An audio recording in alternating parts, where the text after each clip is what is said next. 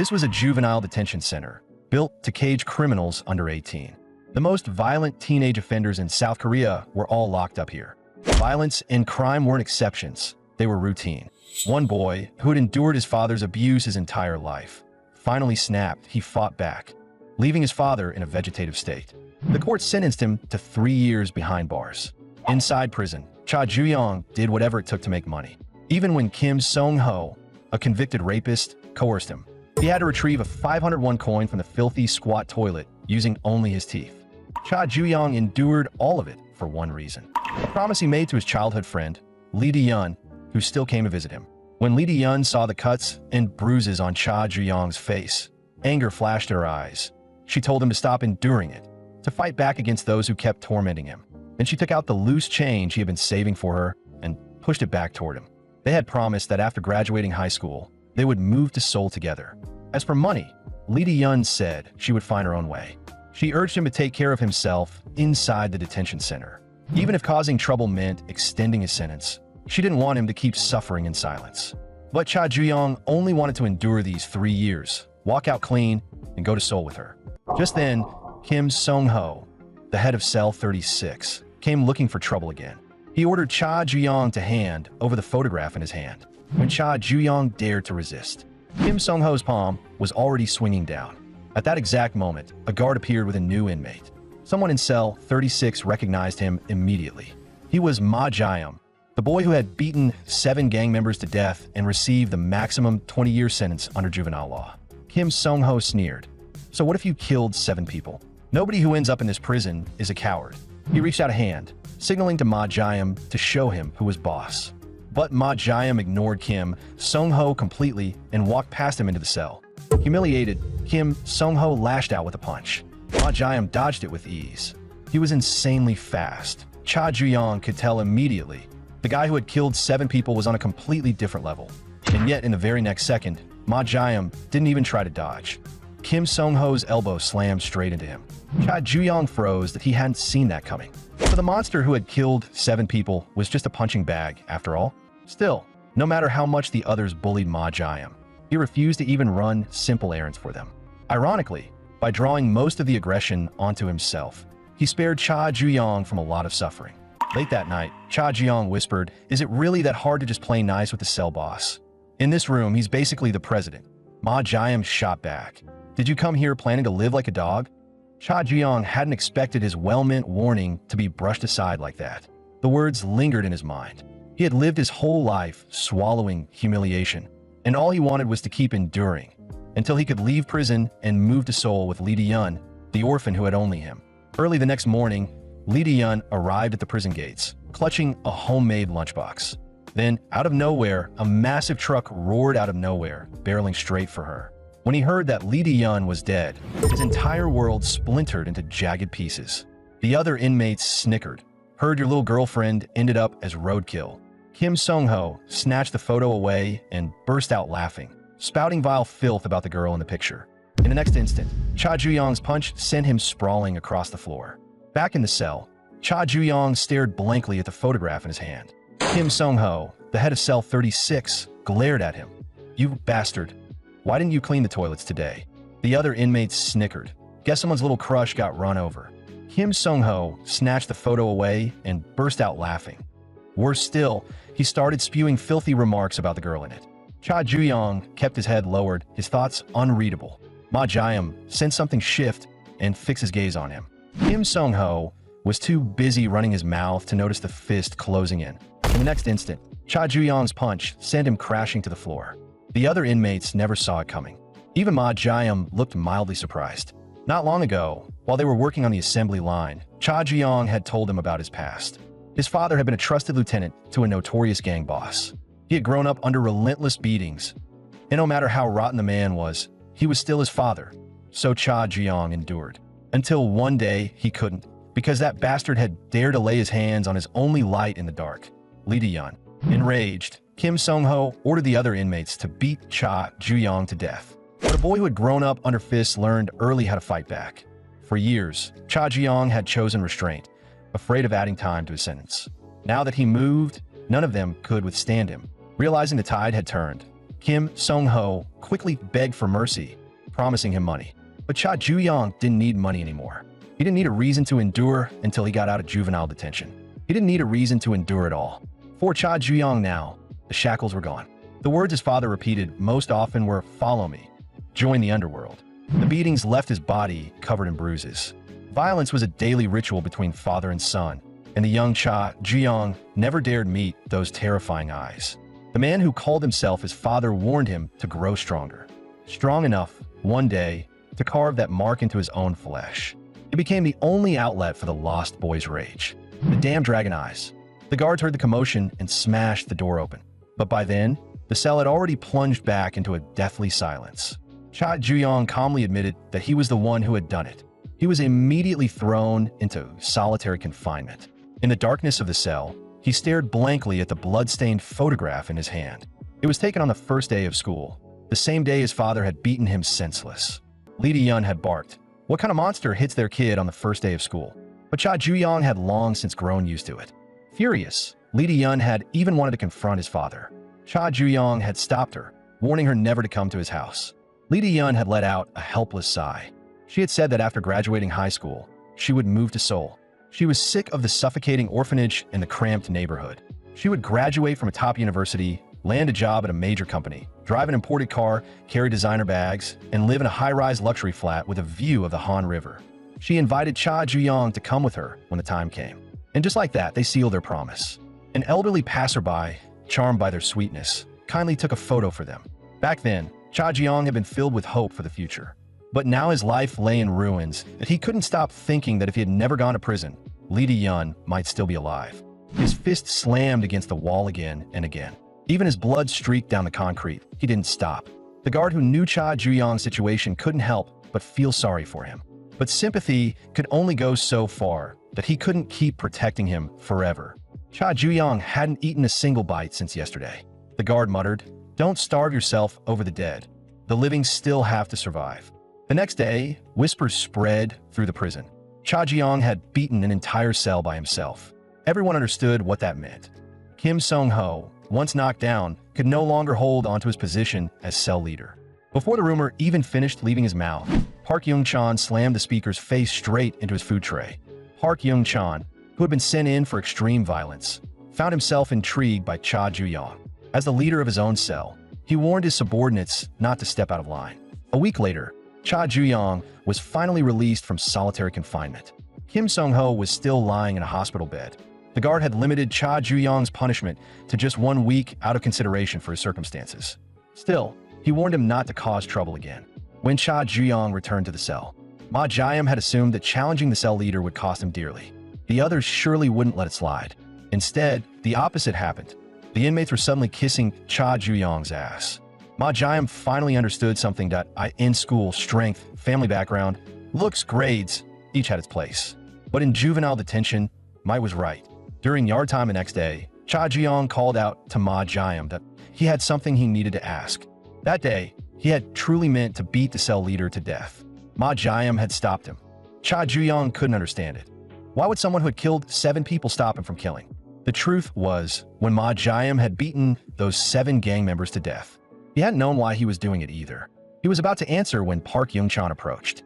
With a hostile glare, Park Young-chan demanded to know why Cha Ju-young had dared challenge Kim Sung-ho. Was he aiming for the cell leader seat?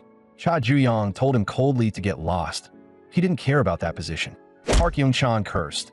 "No damn respect, that I hate punks who don't know their place." He declared he would teach Cha Ju-young what happens to a dog that bites its master. A patrolling guard cleared his throat deliberately. He glanced over, then walked away as if he'd seen nothing. Here, cell leaders could fight under the excuse of maintaining order.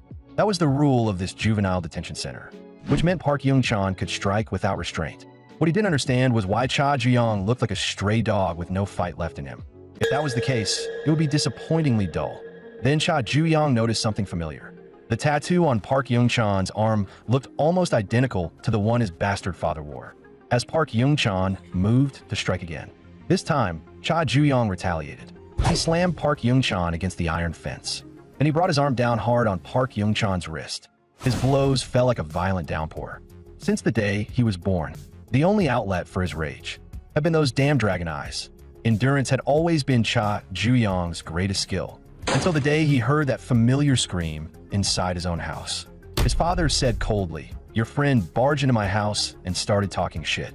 She said a father like me shouldn't even exist." I put her in her place.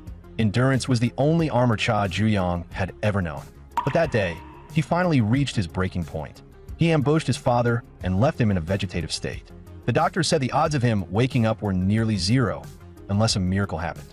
Cha Juyong's renewed assault drew nearly every inmate's attention. No one expected the guy who had just stepped out of solitary to cause trouble again so soon. Park Young-chan's tattooed hand had already been mangled into a grotesque heap of broken bone. Cha Juyong's cold eyes locked onto a figure standing above the iron mesh walkway. That man had witnessed everything.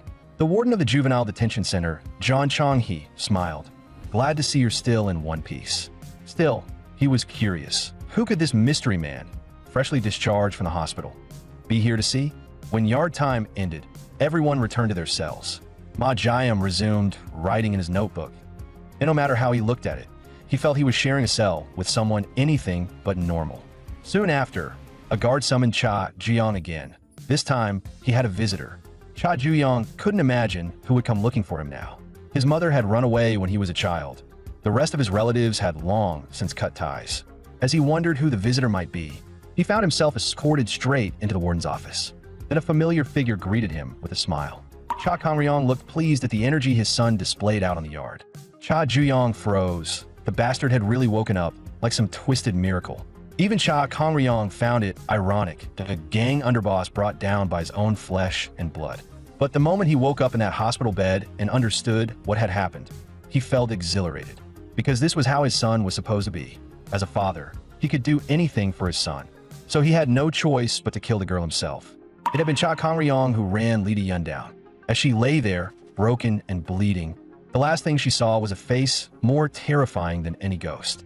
Cha Kangryong had once thought Cha Juyong was nothing but a spineless coward. But the day his son snapped, he saw potential, and that girl had been the key that unlocked it.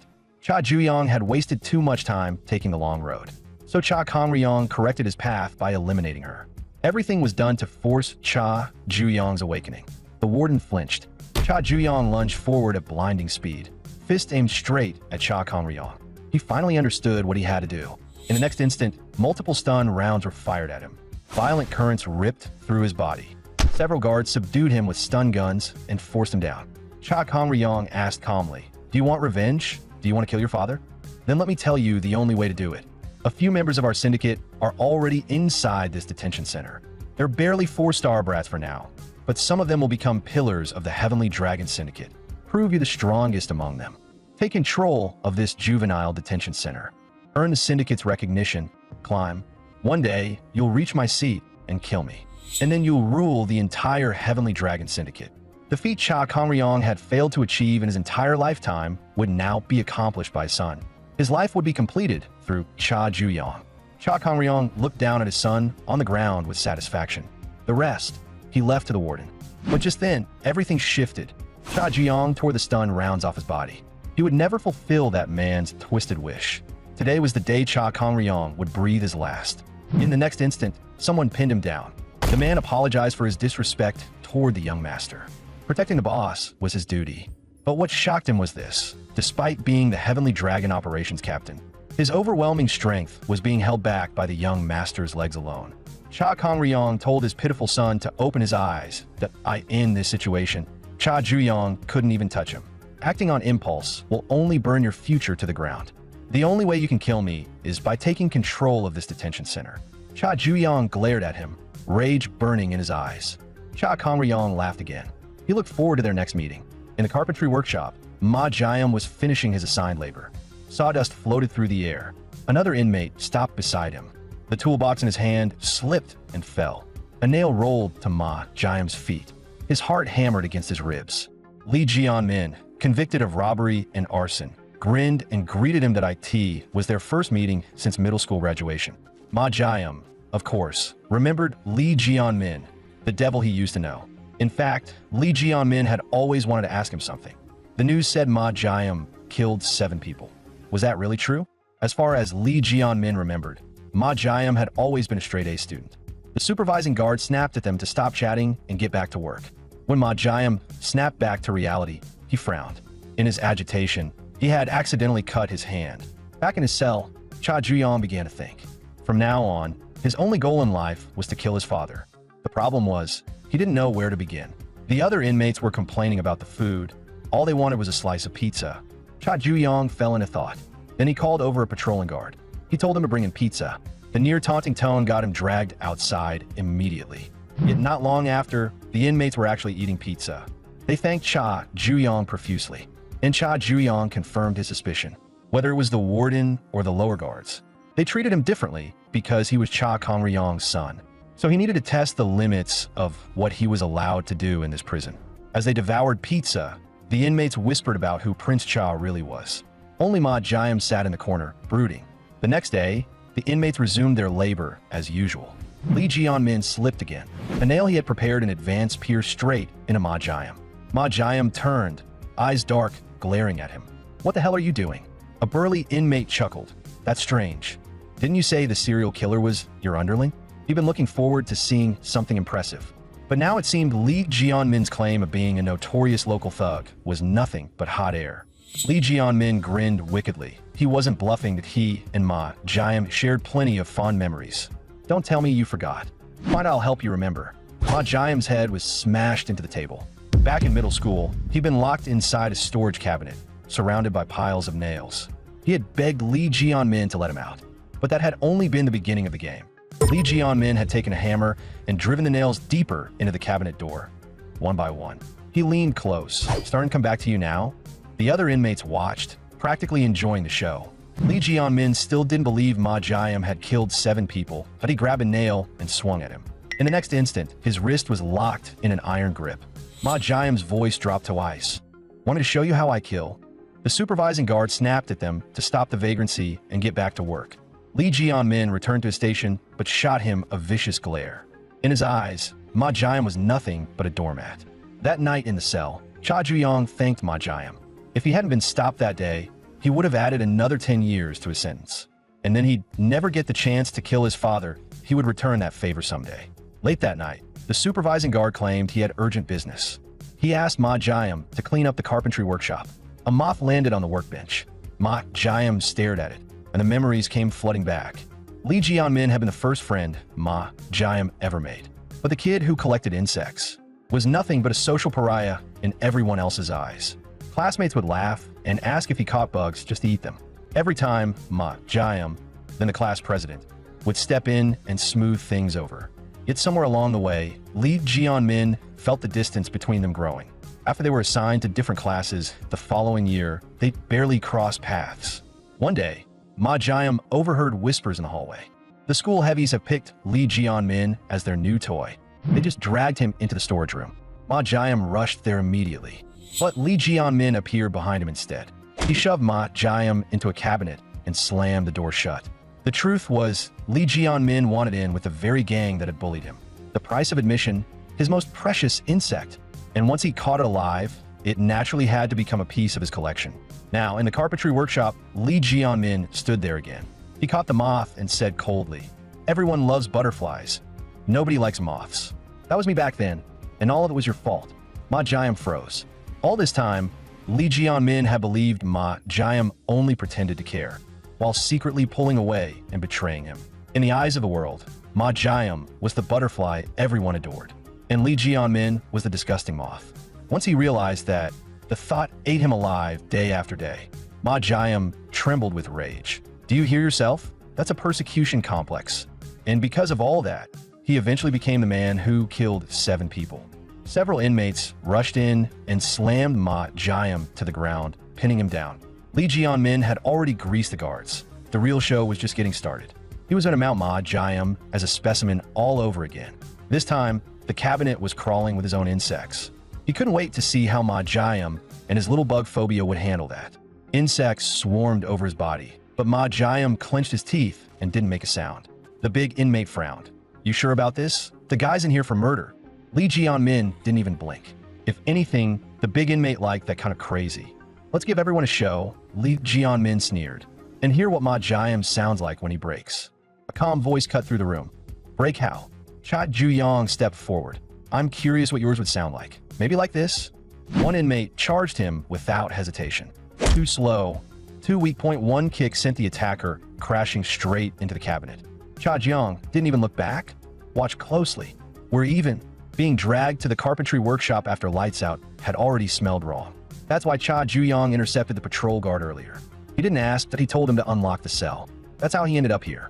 Lee Jian-min felt something bitter twist in his gut. Envy.M. Jiam had someone like that in his corner. The big inmate had heard about this new troublemaker shaking up the prison. He respected men who stood on loyalty. So, he said with a grin, "You want to run with me?" In the next second, his body was flipped hard onto the floor. Cha Ju-yong didn't need trash like that as a friend.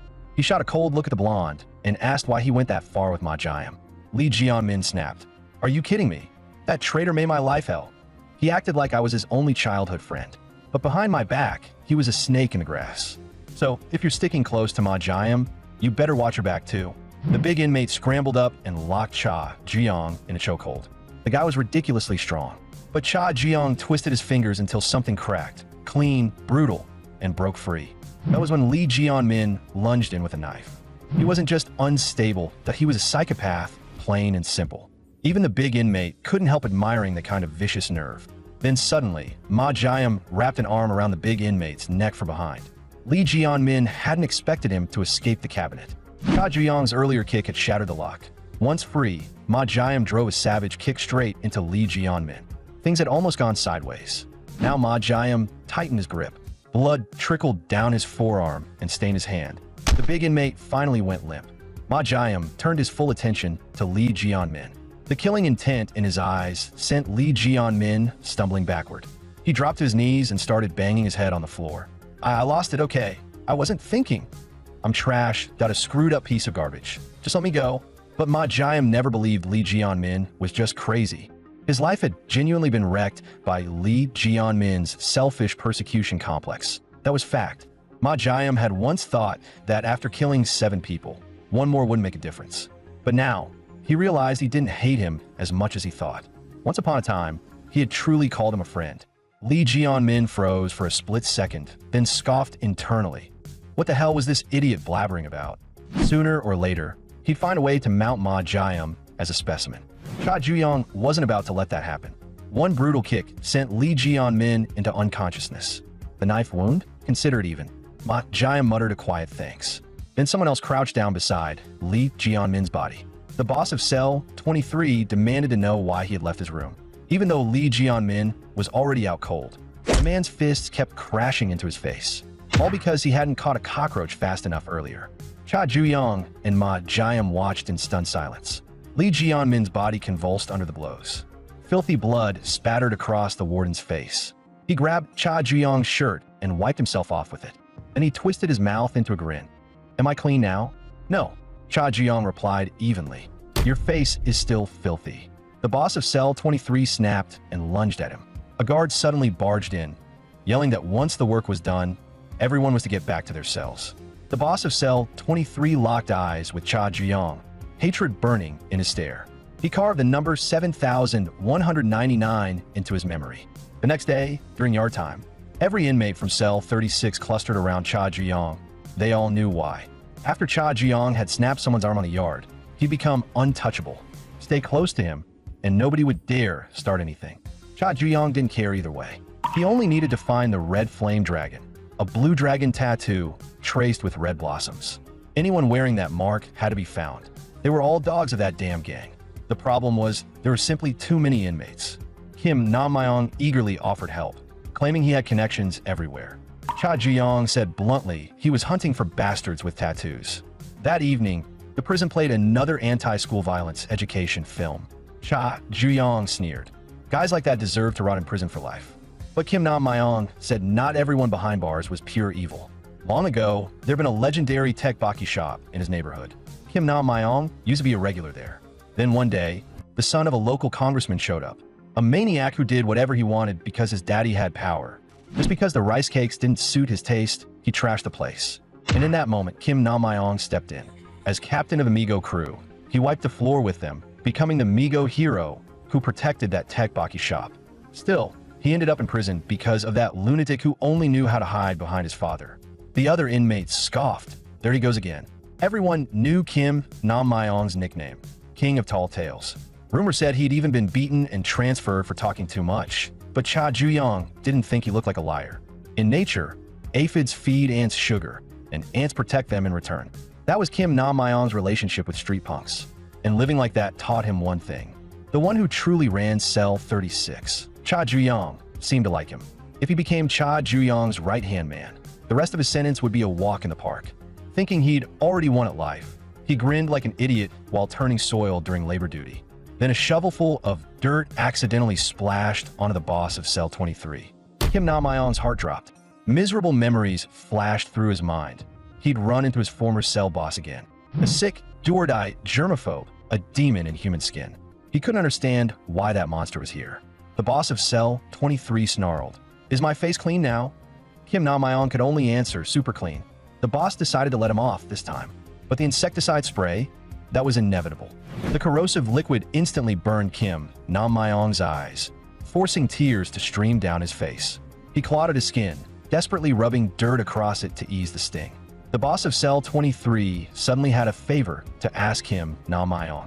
He had worked so hard to stay clean, and yet that damned inmate, number 7199, had called him dirty. The boss of Cell 23 invited Kim Nam-myong to join him in a little disinfection. And there it was, etched across his body, a red flame dragon, a blue dragon adorned with crimson blossoms. Back in the cell, Cha Ju-young had just finished 100 fingertip push-ups. He was still obsessing over where that cursed dragon tattoo might be hiding. Kim Nam-myong suddenly praised the angle of Cha Ju-young's erector spiny and spinal alignment, calling it pure art. He handed him a cup of grape juice, perfect for post-workout recovery. Cha Ju-young stared at the murky purple liquid in his hand. Calmly, he asked, "Where did whatever you mixed into this come from?" Kim Nam-myong forced a smile, saying he bought it from the commissary machine. Offering juice out of nowhere was suspicious, no matter how you looked at it. The other inmates jeered, telling Kim Nam-myong to take a sip first. A chill ran down his spine. The tables had turned. He was the one being tested. But the next second, Cha Ju-young downed the juice in one gulp. Big cleaning tomorrow, get ready. Kim Nam-myong hadn't expected that at all. This time, he'd actually used real juice just to test Cha Ju-young's trust. Late that night, Cha Ju-young began sketching the red flame dragon. Kim Nam-myong couldn't help asking, "Why do you trust me?" Given his usual behavior, trust wasn't something people gave him easily. Cha Ju-young replied evenly, "Liars are usually intelligent, and someone as smart as you wouldn't lie without a reason to stand against me." The next day, word spread that officials from the Ministry of Justice were coming for inspection. The inmates began a full-scale cleanup. In the restroom, Kim Nam-myong told the boss of Cell 23 he was washing his hands of it. The consequences were obvious. The boss of Cell 23 would never forgive 7199. If that was the case, he'd personally disinfect Kim Nam-myong and Cha Ju-young himself. That was when Cha Ju-young walked in, asking what the two of them were doing in there. "You're filthy." Pinned against a urinal, Kim Nam-myong realized he had bet on the right side. Moments earlier, he had confessed that someone had blackmailed him into poisoning Cha Ju-young. "I'm a man of my word," Kim Nam-myong had said. "I won't betray my friend, even if I have to pay for it." More importantly, the red flame dragon tattoo Cha Ju-young was searching for was on the very man threatening him. Inside the restroom, Cha Ju-young casually wiped his hands on the boss of Cell 23's clothes. That single gesture sent the man into a frenzy. He screamed that he'd kill Cha Ju-young and melt him alive with corrosive chemicals. "You're loud," Cha Ju-young said flatly. Then he slammed the boss of Cell 23 into the ground. Since the tattoo was on him, Cha Ju-young no longer felt the slightest guilt about beating him senseless. The boss of Cell 23 had once been a rising star in the underground fighting circuit. His signature move was locking his opponent in a vicious leg triangle and squeezing until something snapped. A filthy tactic, one that didn't even allow the other side to raise a hand and surrender. But ever since someone used that same hold on him, no one had seen him pull it off again. The irony, the so-called prodigy who relied on dirty tricks to win, had developed a fatal weakness for a fighter, germophobia. Cha Ju-young pressed him for answers about the Heavenly Dragon Syndicate, but the restroom floor was crawling with bacteria. "My skin's going to rot," the boss of Cell 23 roared. Cha Ju-young scoffed. "You're still worried about germs at a time like this?" He was done wasting time. He dipped his hand into the urinal water. Shock therapy, prison style. That hand, slick with unknown liquid, moved toward the man's mouth. The next second, Cha Juyong's body jerked violently. The boss of Cell 23 caught his wrist. For the first time, Cha Juyong was pinned. Powerful legs locked around his torso like a hydraulic press. The man meant to crush his organs. Kim Nam-myong hesitated. Should he step in? But something fell off. Cha Juyong had never been hugged by his father, except during training, those suffocating embraces disguised as lessons. Memories that made his blood run cold. Because of that, grappling on the ground felt as natural to him as breathing. A sickening crack burst from the boss of Cell 23's spine. Cha Juyong's gaze stayed calm. He wondered which would burst first, his own organs or the other man's backbone. Bones ground together with a nauseating scrape. The pain drove the man to flail wildly, begging for mercy. But surrender was never something Cha Juyong had learned. Despair washed over the boss of Cell 23. Around them, inmates continued cleaning as if nothing was happening. The restrained man had a funnel shoved into his mouth. Yet he still refused to talk about the Heavenly Dragon Syndicate, and that irritated Cha Juyong more than anything. Cha Juyong wasn't exactly thrilled about doing this. But for someone as pathologically germophobic as the boss of Cell 23, it was the most devastating psychological blow possible. As one of the lowest-ranking members of the Heavenly Dragon Syndicate, the boss of Cell 23 didn't know much. In the end, he couldn't endure the torment and confessed. Only then did Cha Juyong understand why his scumbag father had trained him so brutally since childhood, to force his awakening earlier than anyone else. The boss of Cell 23 actually thought Cha Juyong wanted in. He smirked. Behave from now on. Maybe I'll be generous enough to recommend you to the Heavenly Dragon Syndicate. Cha Juyong let out a cold laugh. His hand shot out and clamped around the man's throat. Sure, he had already confessed, but Cha Juyong still didn't like his face, so another beating was mandatory. Afterward, Cha Juyong returned to the general cleanup with the others. He would personally wipe every member of the Heavenly Dragon Syndicate off the map. There were countless tattooed inmates in Juvenile prison. Kim Nam-myong asked, "Don't members of the Heavenly Dragon Syndicate share anything in common?" That reminded Cha Juyong. Both men he'd taken down were cell leaders. In that case, he just needed to identify every cell leader. But Kim Nam-myong shook his head. That wouldn't be necessary. Next week, there would be a gathering attended by every cell leader. Officially, it was a quarterly meetup to strengthen bonds. In reality, it was where illegal dealings and power exchanges took place inside prison. Among inmates, it had a simpler name, the Crime Summit. Kim Nam-myong warned Cha Juyong to be careful. After all, this place gathered the most vicious criminals in the country. Those attending the Crime Summit were the most dangerous among them. Their influence rivaled that of major crime syndicates. A week later, the summit convened as scheduled. Word had already spread that Park Young-chan and the so-called Clean Freak had been taken out by some guy named Cha Juyong. That level of audacity didn't sit well with the other cell leaders. Then the heavy doors slowly creaked open.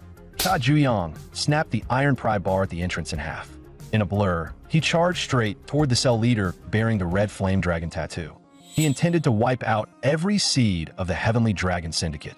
The other cell leaders watched, bewildered. Cha Juyong beckoned the tattooed leader forward. The man refused coldly.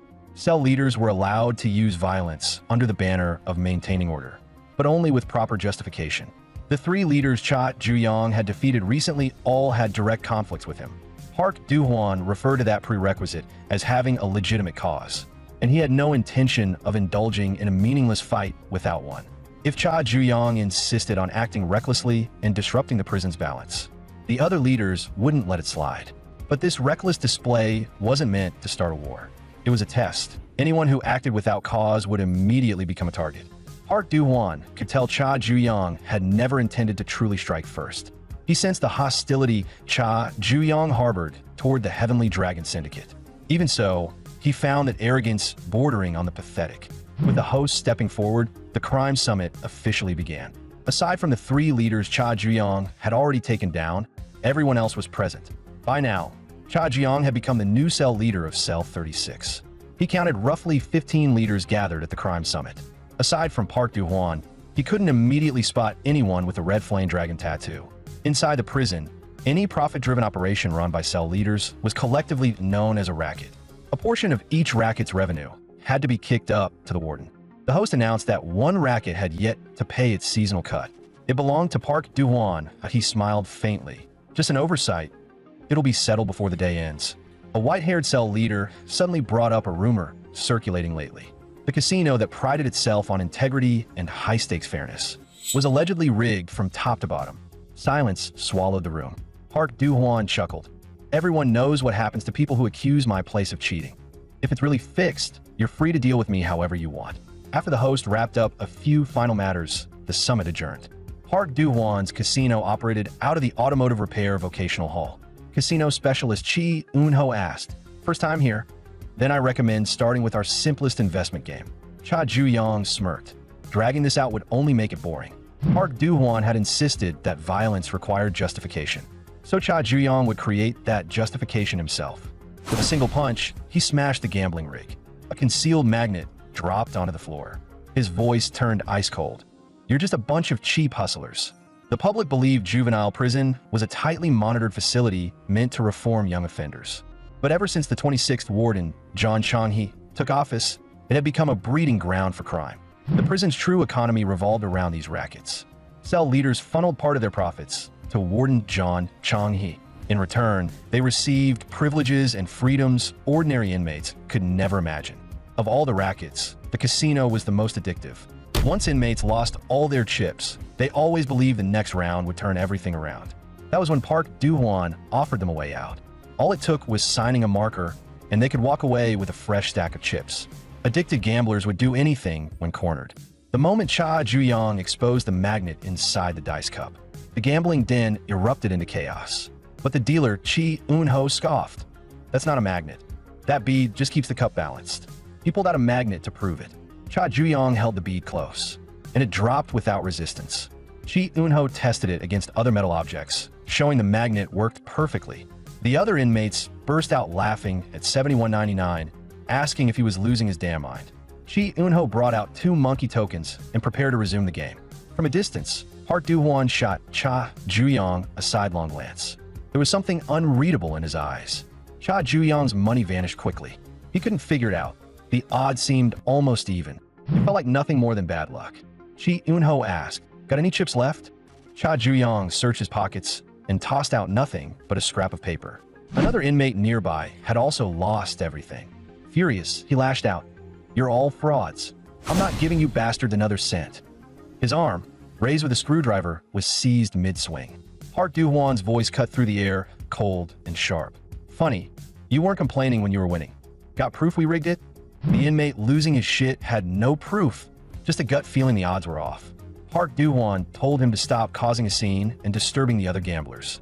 As he said it, his eyes shifted slightly, heavy with implication. After losing every last chip without uncovering evidence of cheating, Cha Ju-young returned to his cell. Exactly as planned. The other 2 pulled out equipment they had swiped from the gambling den. Cha Ju-young had only been there to draw attention. That gave Kim Na-myong and Ma Jaeum the opening they needed. If Park Do-hwan's casino was rigged, the flaw had to be in the cards. Meanwhile, Park Do-hwan was dealing with the inmate who caused trouble earlier. No amount of apologies could save him now. After a burst of agonized screams, a shadow approached. Chi Eun-ho apologized to Park Do-hwan, saying Cha Ju-young from his table had stirred things up. Park Do-hwan waved it off. "Not your fault. Just keep the racket running smoothly." He didn't know why Cha Ju-young harbored such hostility toward the Heavenly Dragon Syndicate. But if Cha Ju-young tried anything again, he wouldn't hesitate to send him straight to hell. Back in cell 36, Kim Na-myong finally made a discovery. On the backs of the casino cards were tiny dots of varying sizes. By reading the pattern on the back, the dealer could predict the face of the card. Cha Ju-young had finally found his justification. Now it was a matter of who would send whom to hell first. Any inmate who would sign a marker at the casino would find someone waiting outside the prison gates upon release. Because that marker was actually an organ donation consent form. Healthy O-type organs. They've been waiting for those for a long time. It turned out Park Do-hwan also served as a middleman in the organ trade. The organ broker warned him, though, walk long enough in the dark, and sooner or later, you meet a ghost. If things went south, the warden could wash his hands clean. Park Do-hwan would be left holding the bag. But Park Do-hwan didn't care. Even in the worst-case scenario, money could fix anything in this world. Meanwhile, Cha Ju-young, armed with evidence that could cost Park Do-hwan his head, decided to head straight to the gambling den that very night. His plan was simple. Sit at the table. Expose the rigging in front of everyone. Send Park Do-hwan to the gallows. But Park Do-hwan had already been waiting for him. This time, he would sit down at the table personally. Cha Jiang didn't know what he was scheming, but that saved him the trouble of tracking him down. The head of the casino, stepping into the game, instantly drew every eye in the room.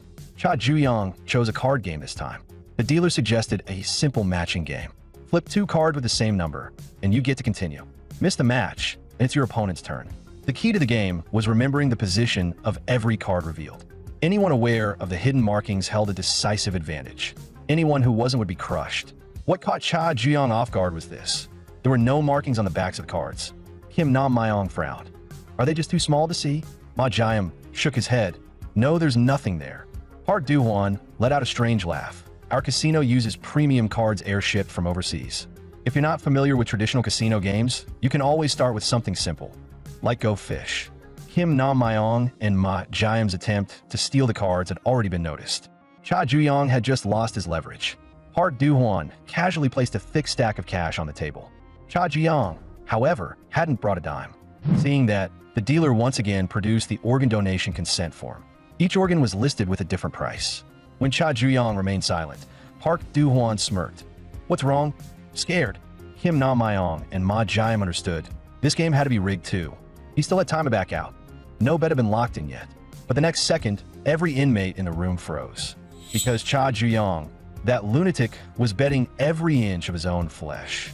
Kim Na Myong and Ma Jiam had no idea what he was thinking. He knew the game was rigged.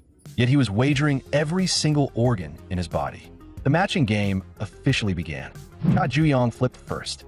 8 of spades, 9 of hearts. No match. Park Du-hwan's turn, he flipped the 9 of clubs. All he had to do was take the 9 of hearts Cha Juyong had just revealed to complete the pair. The other inmates marveled at Park Du-hwan's luck. But inside the game, he knew better. This wasn't luck. He had memorized the position of every single card. Before the match even started, he had already coordinated everything with the dealer.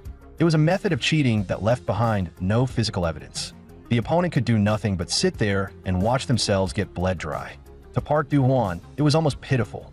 There was a time he believed his father was the most dependable man in the world. He used to admire the man who came home with tired but honest hands. But it had all been an illusion. The moment his father stepped into a casino, everything changed. He racked up 500 million in loan shark debt. Like a fool, he never realized the machines had been rigged from the start. Park Du-hwan refused to be that fool. He chose to become the predator, not the prey. And right now, Cha Juyong was at a crushing disadvantage. The other inmates burst into laughter. Don't start crying when they carve you open. Cha Juyong simply told them to watch closely. He had already cracked the scam behind this game. 2 queens in a row, then 2 fives.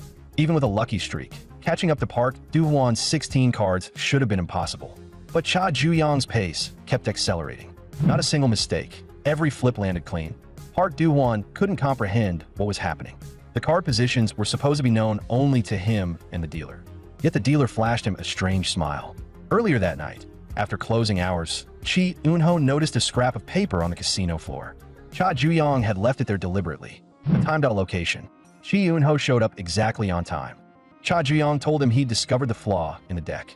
He also knew the casino would switch to clean, unmarked cards once the theft was discovered. That was why he approached Chi Eun-ho. He intended to save him. The dealers worked for Park Du-hwan because they owed him money. Their loans were backed by their own organs. Help expose the scam, and Cha Juyong promised to clear Chi Eun-ho's debt. But Chi Eun-ho didn't want to risk his life on that. Cha Juyong asked him one question. Could he truly pay off Park Du-hwan before release? Fail within a week, and everyone knew what awaited Chi Eun-ho the day he walked free. No one wants their first breath of freedom to be taken on a cold operating table. What Cha Juyong needed from Chi Eun-ho was simple. Expose the casino's rigging in front of everyone. After clearing the board in one sweeping run, Cha Juyong laughed. So was it just luck? Or did I coordinate with an expert and memorize every single card position in advance? Before the echo of his words faded, the entire room erupted AT that moment. Chi Eun-ho declared that every game in the casino had been rigged from the start. He could name every single cheating method used in each game. Instantly, the inmates turned on the casino boss. Park Du-hwan barked at them to cut the bullshit. The next second, Cha Juyong's fist slammed him to the floor. That justification was more than enough. Park Du-hwan had once sworn that if his casino was ever proven rigged, he would submit to the judgment of the other cell leaders. So Cha Juyong decided to honor that promise by executing him. But Park Du-hwan moved first. launching Cha Juyong backward with a brutal punch. He would make the traitorous dealer pay before anything else. The other dealers quietly tried to slip away with evidence of the scam. Park Do-hwan smashed Chi Eun-ho into the ground.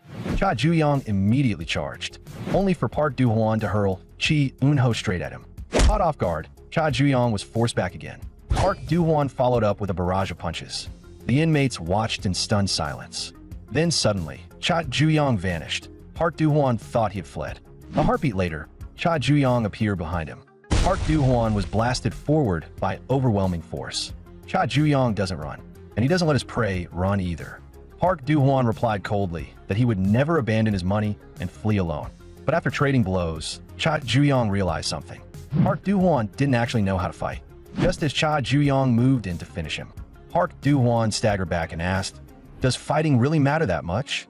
The next instant he lunged, exploiting Cha Juyong's split-second opening. Park Do-hwan pivoted and gathered power, then drove a full-force punch that sent Cha Juyong flying. Park Do-hwan had always despised men who relied on brute strength alone. Cha Juyong slammed shoulder first into a parked car.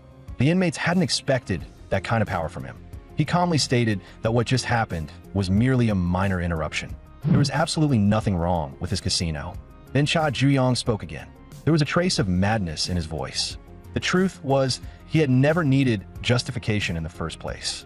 A casino was meant for games, after all, and now he wanted to play hide-and-seek with Park Do-hwan, the kind where whoever gets caught dies. Everything Park Do-hwan had built was rooted in that casino, so running was never an option for him. But Cha Juyong found it strange. How was Park Do-hwan still failing to grasp the situation? Everything you call achievement is about to turn to dust. Hide-and-seek is boring. So Cha Juyong decided to switch games, dice. He rolled a 3. That meant Park Do-hwan would take 3 punches. Park Do-hwan scoffed. "You think this childish joke can break me? I'm not some muscle-headed brute like you." Cha Juyong ignored him. He rolled again. For the first time, Park Do-hwan felt a jolt of unease. Cha Juyong spoke coldly. "That brilliant brain of yours doesn't seem to be bringing you much luck." Before Park Do-hwan could keep talking, Cha Juyong drove 6 crushing punches into him. Park Do-hwan's vision blurred as memories began flashing before his eyes. Years ago, he had approached a recruiter from the Heavenly Dragon Syndicate. He brought a large sum of money, hoping to buy his way in. He wanted money to burn, but the recruiter valued men who didn't fear death more than cash. Before the recruiter could even finish his sentence, Park Do-hwan snatched the sashimi knife from his hand. For money, he was willing to give up anything. He was insane enough to drag the blade across his own throat. That act proved he had what it took to join the Heavenly Dragon Syndicate. After joining, he voluntarily requested assignment to a juvenile detention center. And now, he was shoving past inmates in a desperate attempt to escape. After all, the evidence of rigging had already been destroyed outside. Park Do-hwan knew that without justification, Cha Juyong would soon become a target for the other cell leaders. But Ma Jiam returned with the evidence. The casino's special rigging devices and stacks of cash were scattered across the floor. Ma Jiam made sure every inmate saw them clearly. These were the very items the fleeing dealers had tried to smuggle out. Park Do-hwan still tried to shield the money he had clawed together. But Cha Juyong's performance wasn't over. He doused Park Do-hwan in gasoline. He called the final game electrical endurance testing. He had already said he would turn everything Park Do-hwan built into ashes. The inmates hadn't expected Cha Juyong to go that far. Overwhelmed by fear, Park Do-hwan blacked out on the spot. The other inmates snapped out of it and rushed for the scattered cash. The white-haired cell leader had long known Park Do-hwan was rigging games. And just like that, Park Do-hwan lost every privilege he had in prison. A year and 2 months later, he was finally released from prison. The organ trafficker was already waiting for him outside, holding the traditional block of tofu. Park Do-hwan claimed he would restart everything from scratch. But before that, the organ trafficker demanded repayment of the debt. The money he had borrowed, with interest, totaled 1.2 billion won. Unable to pay, Park Do-hwan would end up gutted for parts, just like everyone else. The timeline snapped back to the present. Cha Juyong had already crushed 3 seeds of the Heavenly Dragon Syndicate. Just as he was considering who to target next, he noticed a stranger inside cell 36. The white-haired cell leader smiled. "So this is the girl from the car accident?" Before the words even left his mouth, Cha Juyong was already in front of him. He clamped a hand over the man's mouth and ordered someone to bring a pillow. That way, the screams wouldn't echo down the corridor. The The white-haired cell leader had always found prison unbearably dull. During council meetings, he would pass the time by counting the obscenities scratched into the walls by former inmates. He craved something entertaining. He craved the rush, the dopamine spike. And then Cha Ju-young appeared. That reckless, vicious aura of his was unforgettable. The white-haired cell leader felt his dopamine surge to explosive levels. But with his mouth pinned shut, he couldn't explain a thing. Cha Ju-young's fist was about to come down when the white-haired cell leader raised his sketch of the red flame dragon in front of him. He had come to help Cha Ju-young. With a sharp kick, he broke free from Cha Ju-young's hold. He had already realized Cha Ju-young was searching for the dragon tattoo. Before he could speak, he needed to clear up the misunderstanding. He had never intended to use the photo for anything that IT had simply fallen out when he opened his sketchbook. The white-haired cell leader genuinely wanted to help Cha Ju-young wipe out every last one of those dragons. Cha Ju-young, however, told him to piss off without a second thought. The white-haired cell leader smiled faintly. "You're slower than I expected." As a cell leader, he had the freedom to fight anyone inside the prison. But stirring up chaos recklessly could also get him quietly eliminated by the other leaders. The Juvenile Detention Center housed far more dangerous people than Cha Ju-young realized. Even so, "You're still refusing me?" Despite that, Cha Ju-young couldn't bring himself to trust someone who appeared out of nowhere offering help. There was no clear benefit in this for the white-haired cell leader. So Cha Ju-young bluntly asked what he was really after. The white-haired cell leader thought it over carefully, and in the end, only one answer surfaced: dopamine. The next day, a group of Christian missionaries arrived at the Juvenile Detention Center. The inmates, who hadn't seen a woman in ages, grew visibly restless. A banner at the entrance read, "Byunggung Church." For a split second, Cha Ju-young's gaze froze. Back then, he used to hide in a small room inside that church. Not to pray, but to escape the piece of trash he called his father. Lee Di-yun, who would sneak out of the orphanage, always managed to find him. The two of them each carried burdens they never spoke of. Back then, Eun-ha from the orphanage would come looking for Lee Di-yun on behalf of the nun. Afraid of being punished for sneaking out, Lee Di-yun would hide in the small room with Cha Ju-young. And now, to Cha Ju-young's surprise, Saint Eun-ha was standing among the missionary group. At lunchtime, the volunteers handing out boxed meals were visibly dissatisfied. The inmates were rude. Some of them even crossed the line with lewd remarks and catcalling. Meanwhile, the bulky cell leader was tearing up as he thanked them for the food. The missionaries assumed he must be Catholic, but after finishing the proper Catholic sign of the cross, he solemnly chanted, "Namo Amit Ba." The missionaries froze in confusion. At that very moment, Cha Ju-young was meeting Saint Eun-ha inside the small room. The three of them used to spend a lot of time together. Saint Eun-ha expressed her sorrow over Di-yun's death and gently asked if Cha Ju-young had been lonely lately. Even back in school, she would often invite him to hang out.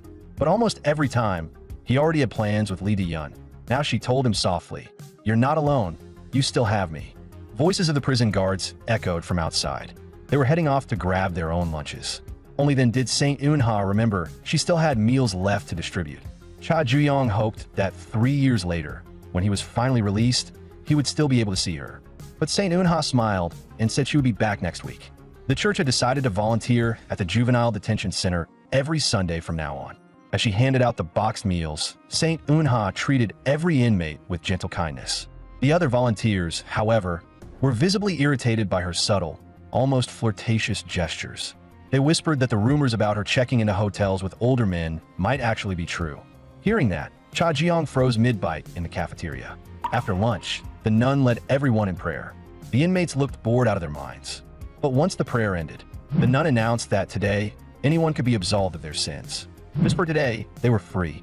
The girls began performing an energetic dance on stage. Some of the inmates were so worked up they nearly rushed off to the bathroom. When the performance ended, the girls returned to the changing room. The two inmates from earlier were now lurking outside the door, listening in. Grinning, they reached for the handle to peek inside. "What do you think you're doing?" Cha Ju-young asked coldly. The next second, a fist cut through the air. The two voyeurs were knocked flat with a single strike. But it wasn't Cha Ju-young who threw the punch. The bulky cell leader spoke solemnly. The seventh commandment, "Thou shalt not commit adultery." God will not forgive such disrespect. The girls inside the changing room noticed the commotion outside. Saint Eun-ha stepped out and asked Cha Ju-young what was going on. Then she suddenly looked as if she had seen something horrifying. Trembling, she hid behind Cha Ju-young. A week later, the church returned to the detention center. At the same time, Inside the donation storage warehouse, Cha Juyong was already exhausted from hauling supplies. He frowned at the sight of 3 inmates approaching with knives in hand. Without a word, they lunged at him. Cha Juyong casually lifted a crate of bottled water and blocked the attack. Then he swung the punctured case, spraying water across the 3 attackers. It was obvious to him they weren't the masterminds. He subdued them in seconds. "Who sent you?" he demanded coldly. Hearing the noise, a guard pushed open the warehouse door. In a sudden beam of light, Cha Juyong realized Saint Unha was inside the warehouse as well. Her coat lay scattered on the floor. Shaking, she raised a finger and pointed at him. She told the guard she had been harassed. Cha Juyong was thrown back into solitary confinement, 10 days this time. The guards couldn't protect him anymore. The isolation room was equipped with surveillance cameras from the Ministry of Justice. Cha Juyong finally figured out why Saint Unha had lied. Meanwhile, in the prison parking lot, Saint Unha was meeting with Namgung Yosef. It turned out she had a long history of running honey traps on unsuspecting men, and Namgung Yosef had always followed behind her, calling himself a judge who punished heretics. Now, he intended to pass judgment on Cha Juyong through her. Inside solitary confinement, Cha Juyong analyzed the situation calmly. The knife attack had only been a distraction. The real plan was to frame him for rape using Saint Unha. But at the very last second, something inside her faltered. She changed her statement and told the guards that Cha Juyong had actually saved her. Even so, until the investigation was complete, everyone involved would be detained. Cha Juyong couldn't tell who had ordered her to do it, nor could he understand why she had changed her mind at the final moment. He asked the guard to call someone for him. Namgung Yosef was glaring at Saint Unha, demanding to know why she had backed out. But she said she wanted to end the judgment. His voice turned icy. He reminded her that he still had those compromising videos of her. If she stopped cooperating like before, her mother would be the next one in danger. Finally snapping, Saint Unha shouted that she would call the police and expose everything. Her words were cut off by a scream. Namgung Yosef looked at her as if she had been tainted by heresy. If she was corrupted, then he would purify her himself. At this hour, the prison parking lot was deserted. Just as he was about to make his move, Cha Juyong appeared, somehow having left solitary confinement. Namgung Yosef glanced at him and asked calmly if he could wait a moment. He had something to finish. Cha Juyong pressed the bus's door close button because he had something to finish as well. The person he had asked the guard to bring earlier was none other than the white-haired cell leader who had offered to help him. The man even joked that he envied Cha Juyong's private cell. Cha Juyong wasn't in the mood for jokes. If the white-haired cell leader wanted to team up and wipe out those dragons, then he needed to prove his worth first. The white-haired cell leader paused for a second, then asked what he should do. He looked almost thrilled, like he couldn't wait to raise hell. Inside the bus, Cha Juyong's voice turned cold as steel. Step away from her. Namgung Yosef only smiled shamelessly. This is merely a religious ritual. His massive frame crushed the surrounding seats, metal groaning under the pressure. Cha Juyong exploded forward. His fist slammed into Namgung Yosef with brutal force. "You dare to do that to her?" In Cha Juyong's eyes, that kind of sin deserved to be carved apart piece by piece. Yet even after taking several direct hits, Namgung Yosef didn't fall. Instead, he theatrically praised Cha Juyong's technique. It was the first time he'd met someone who could strike vital points so precisely he wondered who had trained him. Cha Juyong drove another kick into him. "None of your damn business." Even with a blow to the chest, Namgung Yosef barely flinched. "I don't learn how to fight from mere mortals," he said coldly. "My body has been blessed by God." A thunderous crash echoed through the bus. Saint Unha covered her mouth in disbelief. Namgung Yosef, self-proclaimed messenger of God, declared he would complete his judgment of the heretic. During a summer Bible camp, Saint Unha had once confided in others about her past. Her father's debts had torn her away from her mother. Her only wish was to live with her again one day. Namgung Yosef had attended that same camp. After hearing her story, he approached her privately and offered to erase the debt. In exchange, she would help him judge heretics running honey traps. If she refused, her mother would suffer. Now, he declared Cha Juyong the heretic who had corrupted her. The next second, Cha Juyong was slammed backward and hurled hard across the bus. In that same instant, something cracked against the back of Namgung Yosef's head. Saint Unha stood there, gripping an umbrella, trying to stop him. Namgung Yosef swung and slapped Saint Unha across the face. To him, she had truly fallen into heresy and needed to be purified. But suddenly, his body stiffened. A violent pain tore through him, stealing control from his limbs. Blood burst from his mouth. Cha Juyong frowned. Didn't he already know the answer? Every strike Namgung Yosef had taken was aimed at a vital point. Even a body blessed by God couldn't endure sustained internal damage forever. As for the injuries Cha Juyong himself had suffered, they were nothing compared to the pain Saint Unha had endured. He grabbed the cleaning supplies from the bus. For a rapist like Namgung Yosef, whether with his bare hands or the toxic chemicals, Cha Juyong intended to make him choke on it. Namgung Yosef ripped a bus seat free and hurled it at him. His fist came crashing in right after it. He was done pretending. The disgusting holy man act was over. The next second, his chest jolted violently again. The internal damage was catching up to him. "Keep moving," Cha Juyong said coldly, "and your organs will start collapsing." Their fists slammed into each other's faces at the same time. Namgung Yosef couldn't understand it. His punches should have hit harder. So why was Cha Juyong still standing? In the blink of an eye, they traded several more brutal blows. Namgung Yosef realized his body was nearing its limit. If that was the case, then he would seize Saint Unha and use her as a hostage. Cha Juyong scoffed. So much for a body blessed by God. In the end, you still need a hostage to crawl away. There was a significant difference in size between them. But compared to the monster he called a father, this was nothing. Namgung Yosef finally collapsed, yet he was still smiling, because he had recorded everything. Every honey trap he had run alongside Saint Unha. He was almost curious what expression Saint Unha's mother would make when she saw that footage. But before Namgung Yosef could revel in it, Cha Juyong began calmly listing the crimes no one had uncovered yet. 5 counts of rape, 9 counts of attempted rape, 4 counts of sexual assault. "If you so much as touch her mother," Cha Juyong said, "I'll drag every single one of those crimes into the open and burn you with them." At that moment, the white-haired cell leader let out a dramatic sigh. "You two are disgustingly sweet. I'm standing here like a damn third wheel." Cha Juyong frowned. "Why are you starting the engine?" The white-haired cell leader, however, couldn't tell the gas pedal from the brake, so he slammed his foot down on one at random. "Why didn't you tell me you were being threatened?" he shot back. She hesitated, then asked how he had known. The answer was simple. Every time she wanted to speak but held back, she unconsciously twisted her hair. Cha Juyong clicked his tongue in frustration, but he should have noticed sooner. "Don't ever do something that reckless again," he warned. At that moment, the white-haired cell leader let out a dramatic sigh. "You two are disgustingly sweet. This single dog just took emotional damage." Cha Juyong frowned. "Why are you starting the engine?" The white-haired cell leader, however, couldn't tell the gas pedal from the brake, so he stepped on one at random. "This is revenge for every single loner out there. All couples can go straight to hell." The bus roared forward, hurtling toward the prison wall. Meanwhile, Captain Zhou Jiankan of the Heavenly Dragon Syndicate was disposing of the corpses of rival gang members. Most crime syndicates preferred to erase evidence. The Heavenly Dragon Syndicate, however, preserved the bodies fresh for future reuse. One of the gangsters awaiting processing glared at them and spat a warning. The Heavenly Dragon Syndicate had grown so arrogant they were trampling even their allied factions. If they didn't stop soon, their downfall would be ugly. Zhou Jiankan smirked. "Then he can watch from hell." Back on the bus, Cha Juyong frowned. What the hell was the white-haired cell leader doing? After making sure Saint Unha was safe, Cha Juyong spun around. "Are you insane?" Cha Juyong told Saint Unha to head back before the nun started worrying. Just as they were about to smash into the wall, the white-haired cell leader yanked the steering wheel hard. The bus drifted sideways, scraping violently along the prison wall. After making sure Chun Unha was safe, Cha Juyong spun around. "Are you insane? Run!" The white-haired cell leader barked. That noise just brought every guard this way. Later, he explained the logic.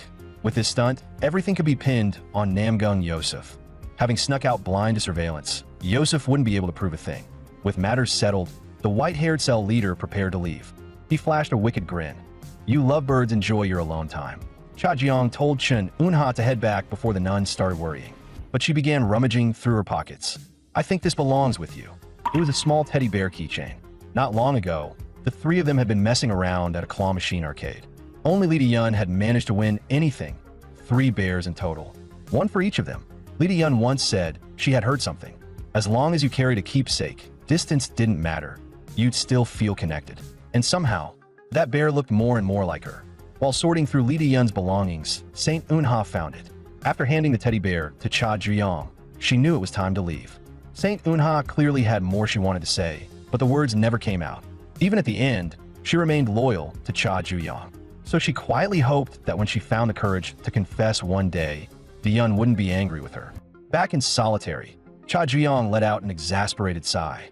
The white-haired cell leader was actually jealous of his private cell, so he had stirred up trouble just to get himself thrown into solitary as well. Cha Juyong took the opportunity to ask how exactly he had managed to get him out earlier. The guards had clearly said the place was under surveillance, yet he had obtained a stun gun and uncovered Namgung Yosef's crimes. Cha Juyong was curious who he really was.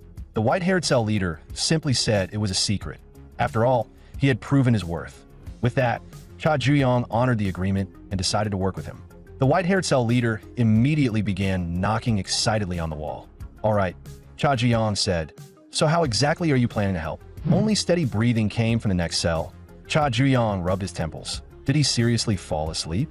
Meanwhile, Lu Haiyuan, the headhunter of the Heavenly Dragon Syndicate, arrived deep in the mountains. Cha Gangryong's villa, Sky Pavilion, was located there. Lu Haiyuan found it strange. Why wouldn't the Syndicate's second-in-command live in a luxury tower downtown? At that very moment, Cha Gangryong finished his training session. Zhou Jiangqian stood nearby, pouring tea for him. After a brief exchange of greetings, Cha Gangryong asked Zhou Jiangqian what he had to report.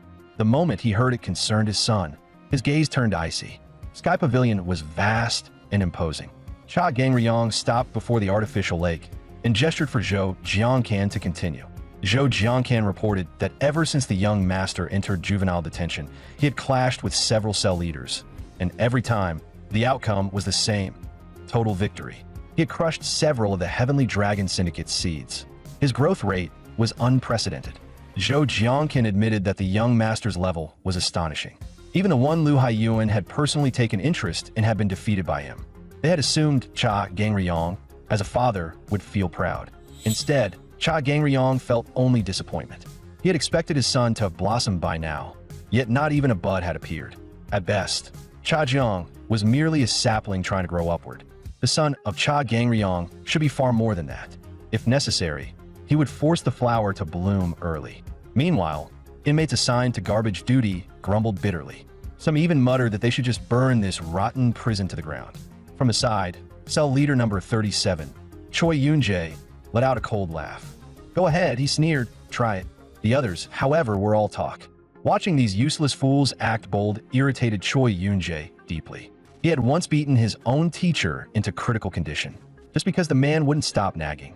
And now, he had beaten those loudmouthed punks senseless as well. An inmate from the same block reported Cha Juyong's activities to Choi Yoon-jae. Originally, he hadn't intended to concern himself with Cha Juyong, but Cha Juyong's growing arrogance was starting to grate on him. Inside cell 36, every inmate dropped to their knees to welcome their boss back. Nothing unusual had happened while Cha Juyong was away. That was when he noticed a newcomer in the cell. Kim Na-min explained that although the guy was huge, he was simple-minded, not a bad person. The guard soon announced that cell 36 had outdoor labor duty that afternoon.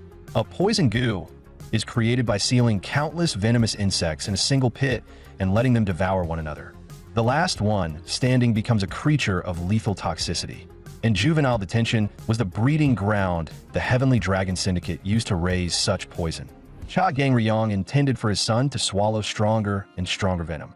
He had already released a particularly vicious specimen into the cage. It was a monster in human form. Choi Yoon-jae heard that Cha Juyong's cell had been assigned outdoor labor. He had long grown tired of Cha Juyong's overbearing attitude. Titles and formalities meant nothing to him.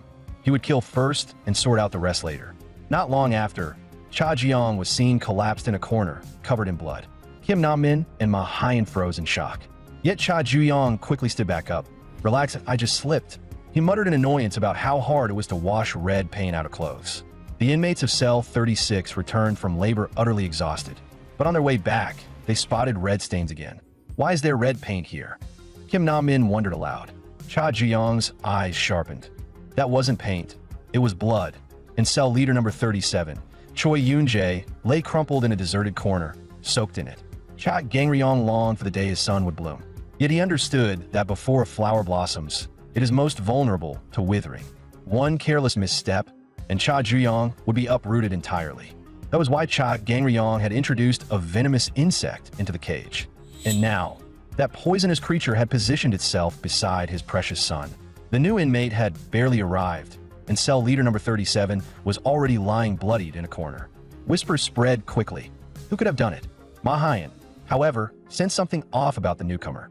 During outdoor labor earlier, the newcomer had disappeared for a short while.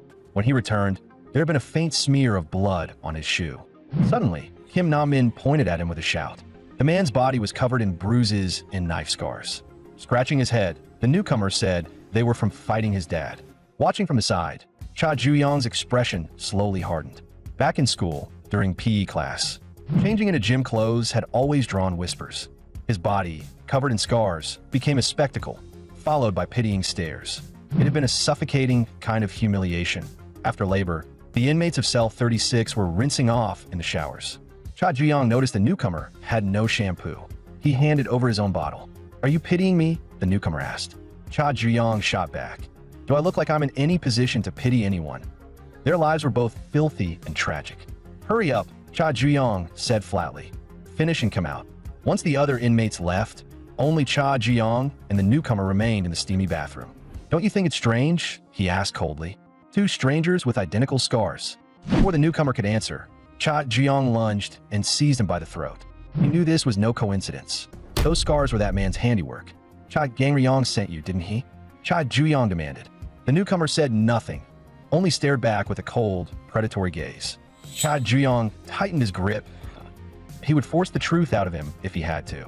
Years ago, Liu Haiyuan, a headhunter for the Heavenly Dragon Syndicate, had handpicked a group of promising children for Cha Gang-ryong. The syndicate itself had known nothing about it. That meant Cha Gang-ryong could dispose of them however he pleased to him. They were nothing but trash. What he needed were hounds, beasts that could tear prey apart. So he gave the order on the spot. Keep the big one, get rid of the rest. Liu Haiyuan had never expected that none of his carefully selected candidates would meet Cha Gang-ryong's standards. Then, without warning, something changed. The big one was suddenly clamped down on by another child, teeth buried deep into his neck. Cha Gang-ryong felt a flicker of satisfaction. Those eyes, savage, like a hunting dog's, were exactly what he had been searching for. He told the boy that from this day forward, he would call him father. Back in the present, under Cha Ju-young's interrogation, the newcomer finally spoke in a low, icy tone. "I'm merely one of his chosen." Cha Ju-young froze for a second. He had been wondering why the newcomer bore no red flame dragon tattoo. Now it made sense. The newcomer had never officially joined the syndicate.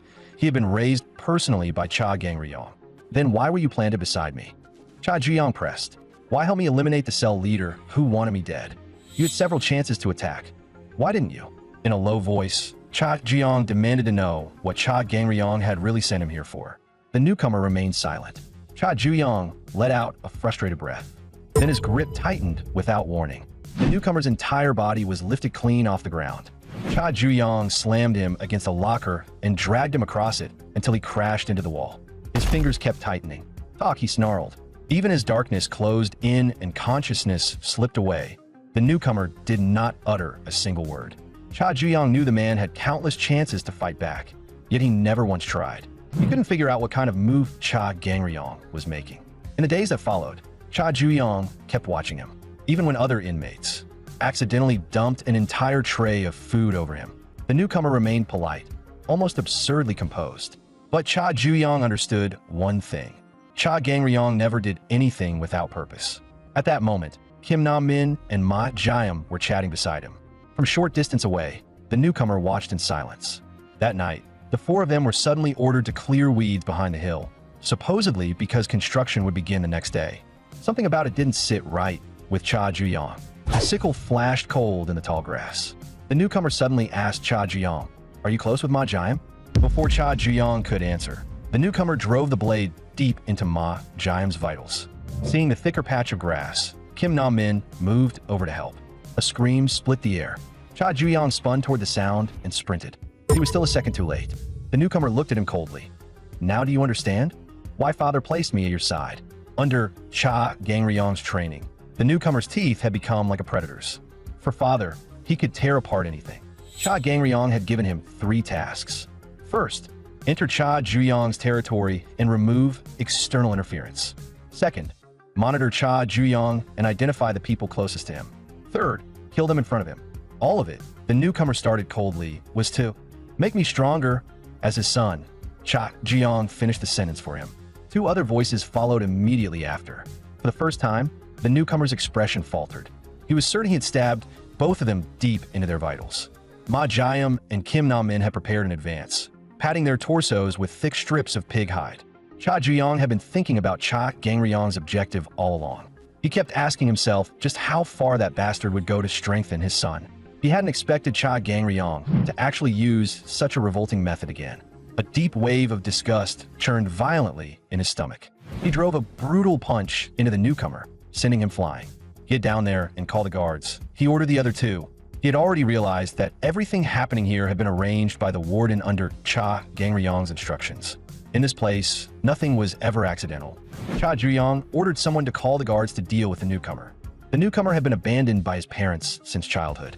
Even the orphanage cast him aside for his brooding temperament. Later, so-called friends sold him to traffickers. Even the traffickers had no use for a scrawny boy like him. Born with monstrous strength, he fought desperately and escaped. From that day on, he made a vow. As long as he would never be abandoned again, he would do anything. Eventually, like a stray dog, he was presented by Lu Haiyuan to Cha Gangryong. Lu Haiyuan once asked Zhou Jiangqin, the operations captain of the Heavenly Dragon Syndicate, which of Cha Gangryong's two sons would win. Zhou Jiangqin understood that both had been personally trained by their elder. At the start of a fight, their styles would inevitably mirror one another. Sure enough, every move Cha Juyong made was nearly identical to the newcomers. Raised under Cha Gangryong's brutal discipline, both now possessed formidable strength. Lu Haiyuan wondered if that meant they were evenly matched. The newcomer believed so as well. He drove another vicious punch toward Cha Juyong's abdomen. Catching the blow mid-strike, Cha Juyong realized they were fundamentally different. The newcomer tried to press the attack. Cha Juyong answered with a backhand punch that sent him staggering. They may have learned from the same man, but that didn't mean their strength was equal. Pinned against the wall and struck repeatedly, the newcomer's face twisted with frustration. He seized Cha Juyong's arms with both hands. Cha Juyong could see it clearly. Lacking the skill to win, the man resorted to brute force that IT wasn't enough. The next second, the newcomer lunged and sank his teeth viciously into Cha Juyong's fingers. Pain exploded through his hand. Cha Juyong kicked him away without hesitation. Technique and strength meant nothing to the newcomer. He obeyed only one command: kill Cha Juyong. In the blink of an eye, blood blurred his vision. Cha Juyong's hand followed immediately. If you don't want to die painfully, Cha Juyong warned coldly, don't bring up that disgusting bastard in front of me. After a relentless barrage of blows, the newcomer went still for a moment. Not far away, two knives lay quietly on the ground. Zhou Jiangqin had once judged that the orphan could never defeat the young master. But that was only true in a barehanded fight. If the orphan got hold of a weapon, the outcome might change. In an instant, a lock of Cha Juyong's hair was sliced clean off. Your talent, his father once told him, is the blade. Raising a knife to fight was not optional. It was necessary. The scars covering the newcomer's body were carved into him during countless blade training sessions under Cha Gangryong. His swings were blindingly fast. Cha Juyong was forced back, crashing into a nearby toolbox used for clearing grass. The newcomer didn't care how strong Cha Juyong was, nor whether he was Cha Gangryong's biological son. Today, the newcomer would follow his father's command and kill Cha Juyong. Cha Juyong's voice turned ice cold. Didn't I already warn you? If you don't want to die miserably, don't mention that man in front of me. Do you really think, as his real son, I never learned the same blade work you did? A saw can rip a body apart piece by piece. You've said father 4 times. So today, I'll cut you into 4 pieces. Japan's greatest swordsman was Miyamoto Musashi. He rose to fame after winning more than 60 duels without defeat. The sword style he wielded was Nido Ryu, the two-sword style. Nido Ryu was feared by countless swordsmen for its overwhelming killing power. In the blink of an eye, Cha Juyong's saw clashed repeatedly against the newcomer's twin blades. Cha Juyong recognized the technique instantly. It carried the signature of Nido Ryu, built around blistering speed. Combined with the oppressive pressure of dual wielding, it made the trajectory of each strike nearly impossible to predict. The newcomer's blades were far more dangerous than Cha Juyong had anticipated. Their weapons collided again with a thunderous metallic crash. The newcomer scoffed inwardly that a saw was nothing more than a tool for cutting wood. What he wielded was a sword tradition refined and passed down for centuries. It wasn't something that could be executed with a random saw. Since childhood, the newcomer had trained with the twin blades his father had given him. Abandoned by everyone else, he had long accepted Cha Gangryong as his true father. So even if Cha Gangryong ordered him to assassinate his own biological son, as a hunting hound, he would drive his fangs into Cha Juyong's throat without hesitation. Yet something felt wrong, and no matter how he looked at it, Cha Juyong seemed more like the hunter. Even the fiercest beasts would recoil before the newcomer's blades. But the killing intent in Cha Juyong's eyes belonged to a true predator. Raised under his father's blade training since childhood, he had carved one lesson into his heart. Focus on avoiding every lethal strike. Wait patiently for the opening. The instant your opponent reveals a flaw, drive the blade in with everything you have. Cha Gangryong had drilled it into him. Once you raise a blade, you must kill. Otherwise, that blade will pierce your own heart. The newcomer realized it too. Cha Juyong had been meeting his attacks head-on, waiting for the perfect opening. That wouldn't do. This strike had to end everything. In the next instant, the sound of flesh tearing split the air. Cha Juyong had been waiting for that wide, committed swing. If he had been holding a blade instead of a saw, the newcomer's head would already be rolling. Cha Gangryong's words echoed relentlessly in his mind. Once you raise a blade, you must kill. Cha Juyong's voice turned cold. A saw has its advantages as a weapon. Those jagged teeth can tear through flesh little by little. They force you to feel your skin peeled back and your bones split apart. They twist blood vessels and nerves together in ways a clean blade never could. Yet at that moment, the newcomer suddenly asked, "Do you have the guts? You've never killed before. Oh, you really believe you can kill me? Come on, kill me, or I'll slaughter everyone around you, and then carve your heart out." The next second, a deafening crash erupted between them. But the newcomer did not fall. Cha Juyong's saw suddenly snapped apart, but he hadn't needed to finish the job himself. The newcomer's wounds would kill him soon enough from blood loss. The newcomer couldn't understand what Cha Juyong was doing, because breaking the saw's teeth had been intentional. He couldn't comprehend why Cha Juyong hadn't simply killed him. Afterward, Cha Juyong went to the infirmary to have his wounds wrapped. From Ma Jiam, he learned that the newcomer was critically injured and had been rushed to a major hospital. And through this incident, Cha Juyong finally saw through Cha Gangryong's scheme. First, hurt the people around him to provoke his rage. Second, place him in mortal danger to cloud his judgment. Third, lure him into killing with his own hands. Cha Gangryong's true goal had always been the same: force his son to cross the line that separates man from monster. The newcomer had tried to provoke him with words at the very end. Instead, it only sharpened Cha Juyong's clarity. Even behind prison walls, Cha Juyong realized he was still being taught by Cha Gangryong. There was only one thing he would do exactly as his father intended: rule this hellhole. From this moment on, he would break free from Cha Gangryong's control. Meanwhile, no one knew where the ambulance was really taking the newcomer. In the past, he had watched his father discard failed hounds without hesitation. Terrified of being abandoned, the newcomer ripped the foreign needle from his arm. He refused to return, only to be thrown away like the others. But no matter how hard he tried, the ambulance doors wouldn't budge. The next second, an icy chill spread through his vitals. Zhou Jiangcan spoke coldly.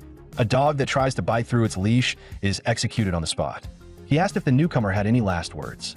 Instead, the newcomer thanked him, grateful to be killed before being cast aside. After disposing of the body, Zhou Jiangcan placed a call to Cha Gangryong.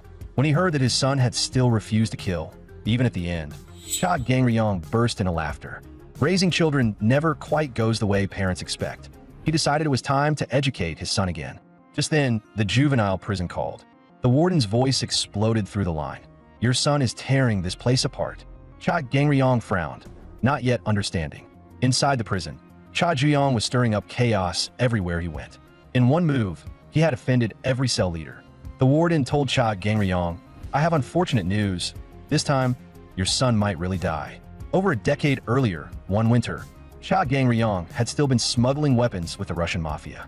To avoid federal surveillance, he traveled to eastern Siberia for a secret exchange. But when he arrived at the meeting point, all that remained were mangled mafia corpses scattered across the snow. Then an adult brown bear lunged at him.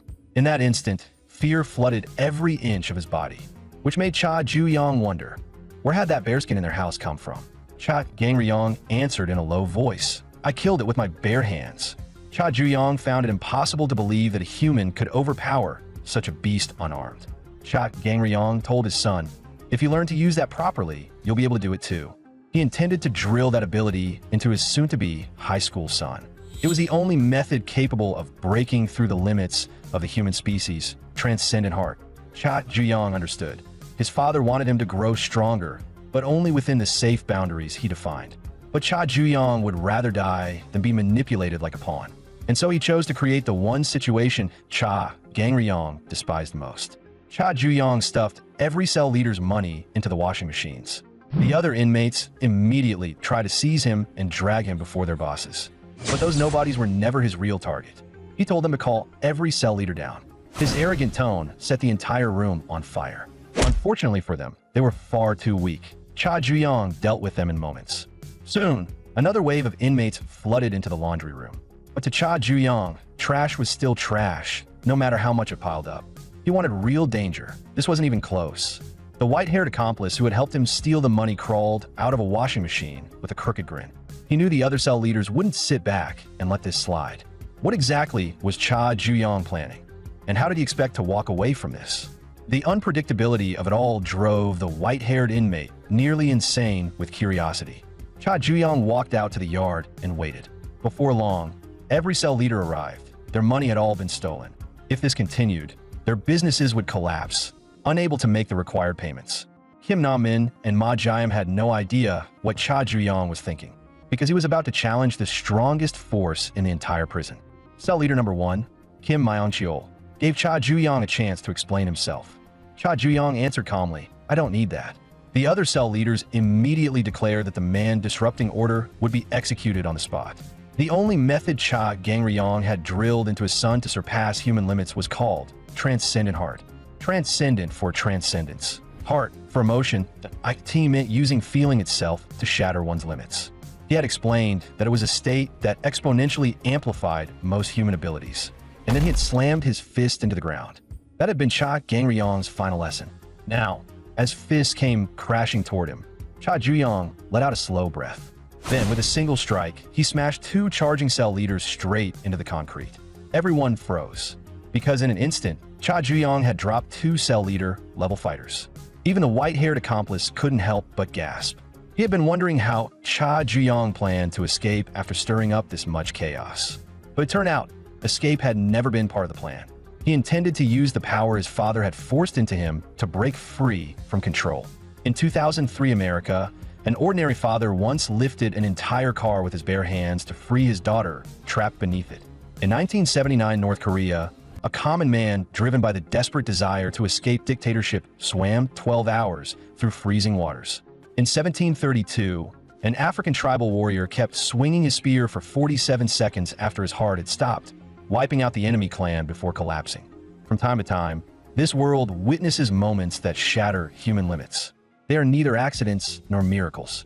They are the body responding to emotions that have swelled beyond control. Entering the state known as Transcendent Heart is the only way to surpass the limits of the human species. Right now, the emotion flooding Cha Juyong's heart was overwhelming rage toward Cha Gangryong.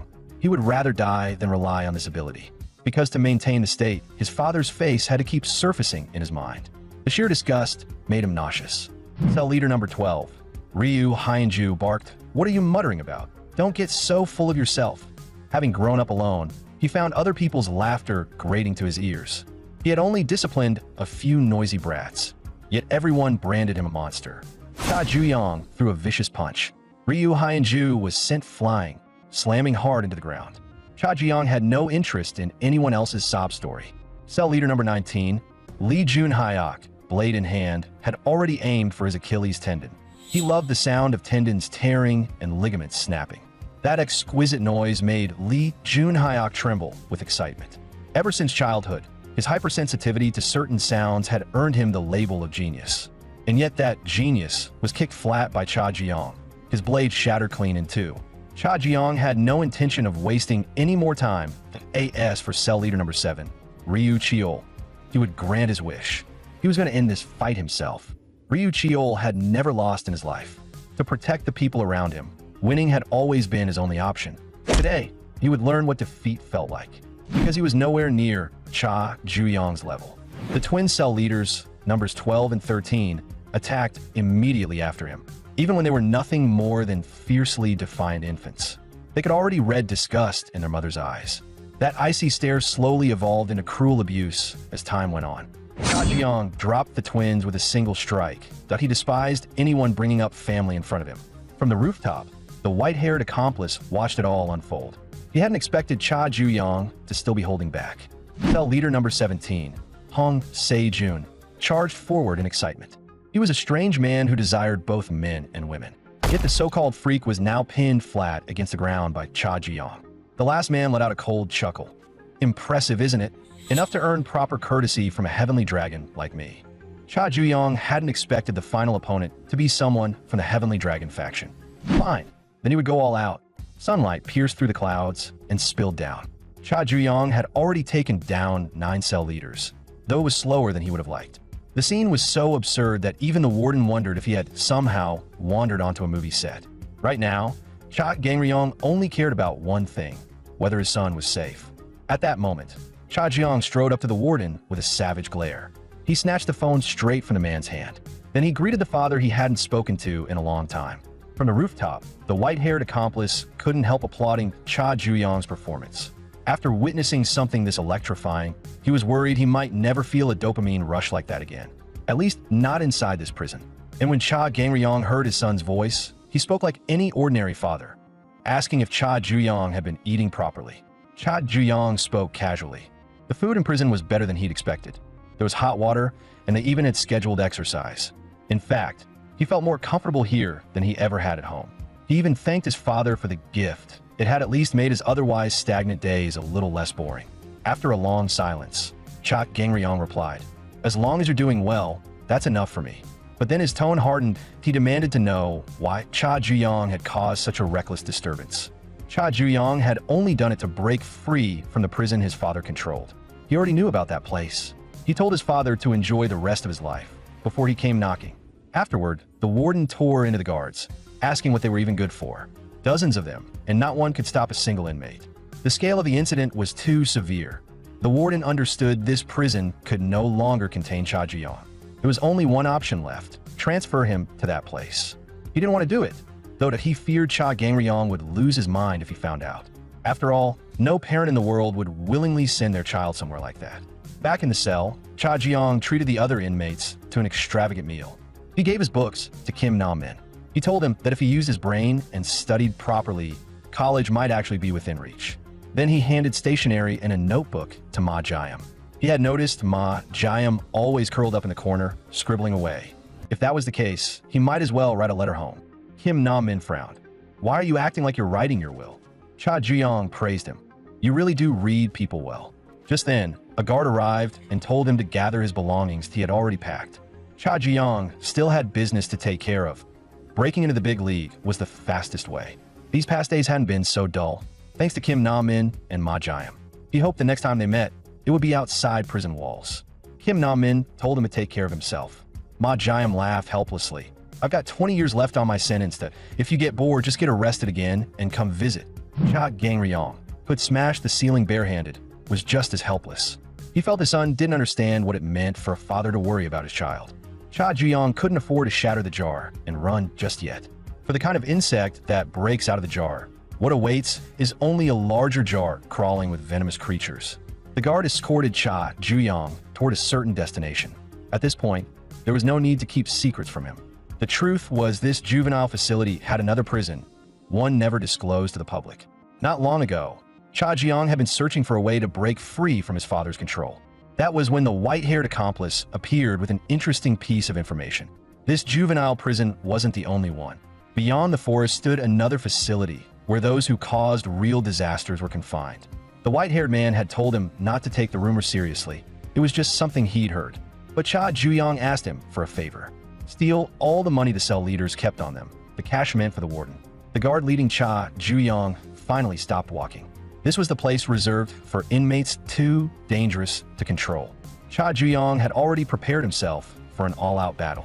Yet the inmates here looked painfully ordinary on the surface. Something about it felt wrong.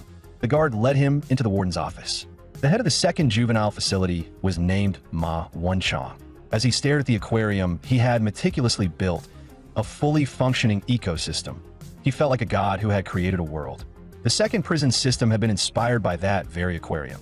Despite housing uncontrollable offenders, its annual incident rate was only 0.3%. Ma Wenchang asked Cha Zhuyang if he knew why. Cha Zhuyang replied coldly, "No." Ma continued that in an aquarium, many species of fish coexist in the same tank, yet they don't tear each other apart like creatures in the open sea. That's because there is an overwhelming apex predator inside, the shark. Its mere presence keeps the others alert and prevents pointless fighting. Ma Wenchang had reviewed the footage of Cha Zhuyang single-handedly defeating every cell leader in the first prison. He wanted Cha Zhuyang to become the new shark in his aquarium. Heavenly Dragon headhunter Yu Hei-won knew Ma Wenchang's background. He had once been a renowned criminological psychologist affiliated with an overseas association. Then one day, he abruptly returned to Korea to become a juvenile prison warden, shocking everyone. Even to the Heavenly Dragon, Ma Wenchang was a troublesome figure. Unlike other wardens, he couldn't be swayed with money or threats. Ma Wenchang only cared about the juvenile prison system he had constructed as a sociologist, a research framework known as the shark theory. Yu Hei-won found it absurd that a national-level correctional facility could harbor such secrets. She couldn't help but wonder what exactly the Korean government was doing. Yu Hei-won understood one thing clearly. This time, the young master was truly in danger. The ordinary inmates in the second facility were nothing more than small fish. The Wenchang wanted Cha Zhuyang to swim among them as a shark. Cha Zhuyang, however, had zero interest in the role. He ignored the warden and simply turned to leave. The warden's voice dropped. For a scholar, explaining one's theory to an audience that doesn't understand is the most exhilarating moment of all. In the next instant, Cha Zhuyang was slammed against the wall by an overwhelming force. Ma Wenchang decided he would make him understand personally. As the warden of the second juvenile facility, Ma Wenchang held dual U.S. Korean citizenship and graduated from an Ivy League university with a degree in social psychology.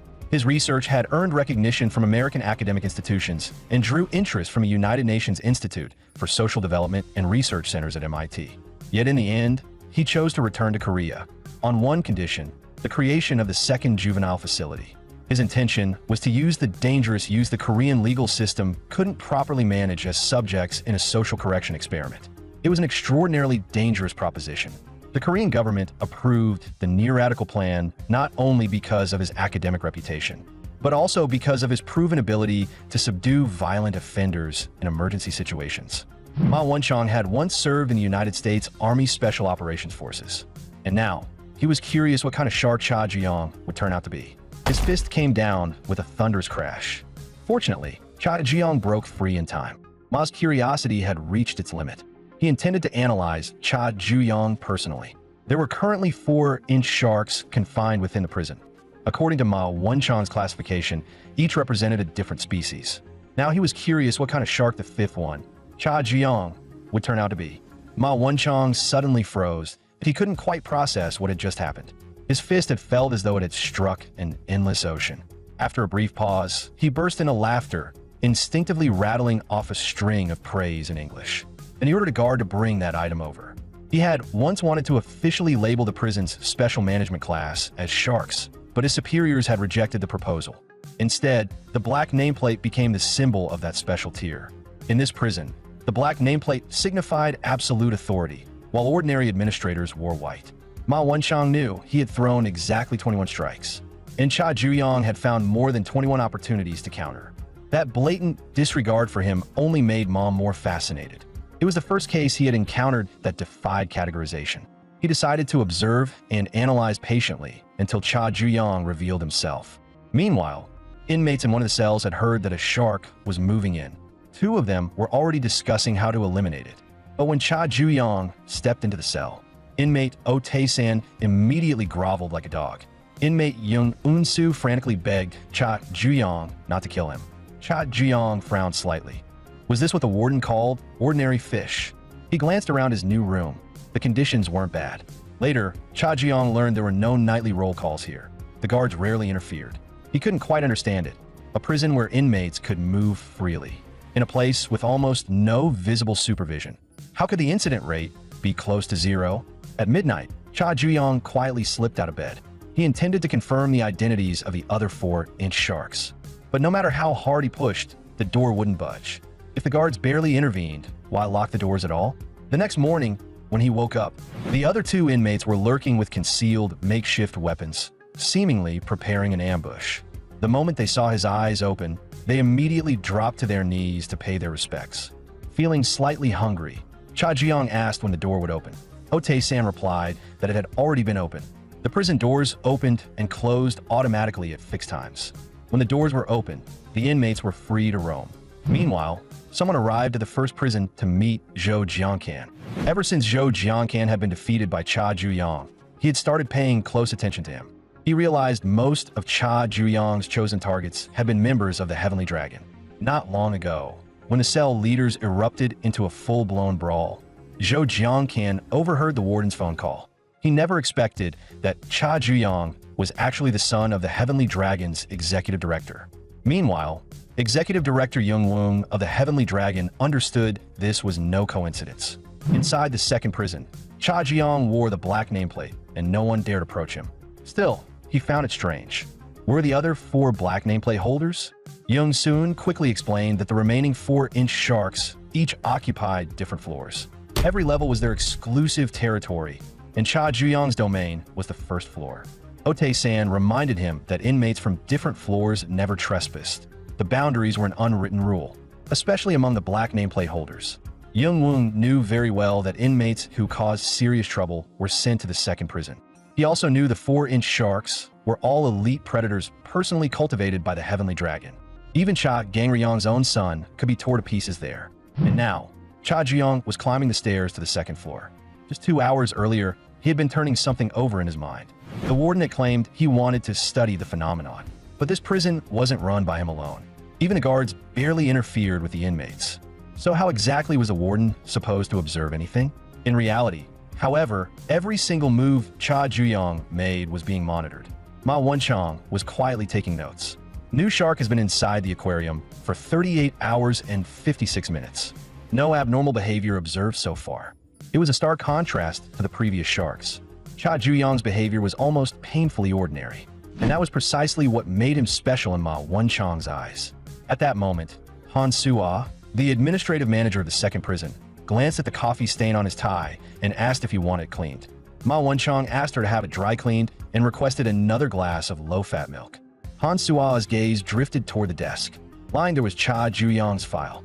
Meanwhile, the other 4-inch sharks learned that a 5th had entered the tank. They were curious. What kind of disaster had the newcomer caused? Not long after, at a construction site outside the prison, Chairman Yung Wung of the Heavenly Dragon defeated his opponent with a dazzling display of force. Passing by at just the right moment, Han Sua remarked that it had been an impressive performance. Though she was one of Ma Wenchang's trusted aides, she was also affiliated with the Heavenly Dragon. Behind Ma Wenchang's back, Han Sua swiped Cha Juyang's file. The second prison was completely cut off from the outside world. It housed young, promising individuals who had yet to pledge allegiance within the Heavenly Dragon. Yung Wung had planted Han Sua there to recruit them when the opportunity arose. He hadn't expected an even bigger prize. Cha Gangryong had long been the Heavenly Dragon's perennial number 2. Yung Wung could easily guess the purpose behind his scheming. He intended to use his own son to climb to the very top of the Heavenly Dragon. Now that he held a trump card, Yung Wung intended to personally bring down both father and son. Normally, sharks did not fight one another. Even if one devoured another in a bloody battle, it would emerge mortally wounded, only to be targeted by the remaining sharks. But now, standing in the broadcast room, Cha Jiang had already learned the secret from Otae-san, that the other 4 sharks were all members of the Heavenly Dragon. A sharp burst of static suddenly echoed through the prison speakers. Cha Juyang's voice followed. "Listen up, sharks, that I'm Cha Juyang from the first floor. I also happen to be the son of Cha Gangryong, the Heavenly Dragon's number 2. That means if you take me down, you'll earn serious recognition within the Heavenly Dragon. So come and get me." Beneath the calm surface of the second prison's aquarium, the sharks maintained a fragile balance. Cha Juyang intended to shatter that balance himself, even if it meant becoming prey. Even Ma Wenchang hadn't anticipated such a wide-ranging provocation. Nothing like this had ever happened in the second prison. Ma Wenchang watched with keen interest, eager to see what kind of upheaval the new shark would bring. On the second floor, the shark Rim found the announcement unexpected. He glanced at the inmate sitting on a stool and asked, "So what's it like living alongside that big shark, son?" The inmate trembled and said it was, of course, an honor. But Rim sensed something else in the broadcast, a surge of contained fury beneath the calm tone. The inmate stumbled backward and collapsed, crushed under the weight of his aura. Rim studied the man's expression. Something about it didn't sit right. With a faint smile, he invited him to come sit again this evening. Meanwhile, Chairman Woong invited Cha Gang-ryong to share drinks at a roadside stall. When they were young, they had come here almost every night. Cha Gang-ryong said flatly, "Back then, we were just rookies who'd barely joined the organization." Woong smiled. Who would have thought that rookie back then would become the Heavenly Dragons #2, though still the eternal runner-up? He casually asked whether Cha Gang-ryong's son was in high school now. College entrance exams must be coming up soon, that he must be swamped. "Stop playing games," Cha Gang-ryong said coldly. He already knew the truth about his son being sent to juvenile prison had come to light. Woong continued smoothly. The Heavenly Dragon has grown into an organization with a true corporate structure. Yet the chairman still insists only the strongest king can lead the syndicate. You must have realized that as the perpetual #2, your chances were gone. So why not let your son try instead? That's why you groomed him in juvenile prison, keeping the organization in the dark. Cha Gang-ryong's voice turned icy. Even if that's true, so what? Woong hadn't expected such indifference. Cha Gang-ryong sneered. "You think you got a collar on me, but you'll spend your life as nothing more than a bankrupt executive." Woong shot back, refusing to yield. "Your son's already been transferred to the second prison. The dragon you hope to raise is now prey for sharks. Watching that unfold before your downfall, it's pure poetry." Cha Gang-ryong said nothing that he simply turned and walked away. Behind him, Woong burst into triumphant laughter. Moments later, a loud crash echoed from outside. Woong stepped out to check. His car had been totaled by a single punch from Cha Gang-ryong. He immediately started shouting curses at Cha Gang-ryong's retreating vehicle. Meanwhile, inside the second prison, Han Soo-ah noticed something unusual in the surveillance room. The shark from his second floor, Rim, had come down to the first floor to find Cha Ji-young. In the past, whenever Rim caught an inmate sighing, he would invite them to find happiness.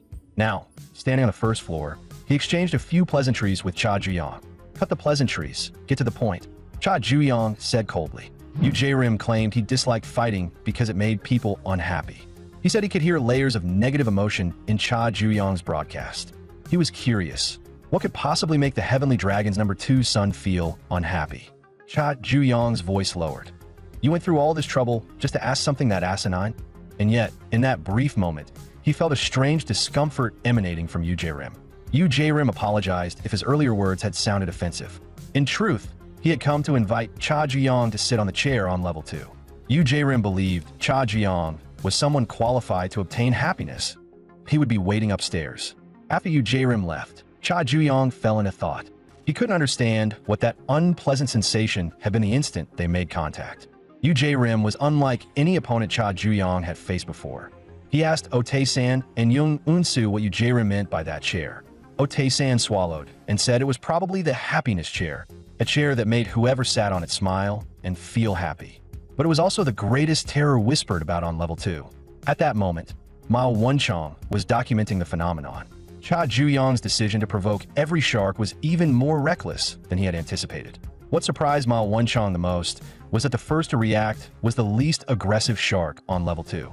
Han Soo-ah couldn't understand Cha Ji-young's intention either. If he intended to take control of the second prison, it bordered on pure hubris. In this prison, conflict between sharks was synonymous with self-destruction. In the past, inmates whom Rim had taken away to find peace had all, in the end, truly found it. That fact genuinely pleased Rim. After all, Aristotle once said, "The ultimate purpose of life is happiness." Rim simply wished for those who felt unhappy to sit on that chair. The happiness chair emanated a deeply unsettling presence. And now, Cha Ji-young was about to experience it for himself. Once an unhappy person sat on that chair, Rim would deprive them of all sustenance, forcing them to endure days without relief. Under that extreme torment, the unhappy gradually developed a twisted sense of bliss. Every inmate on level 2 was terrified of that chair.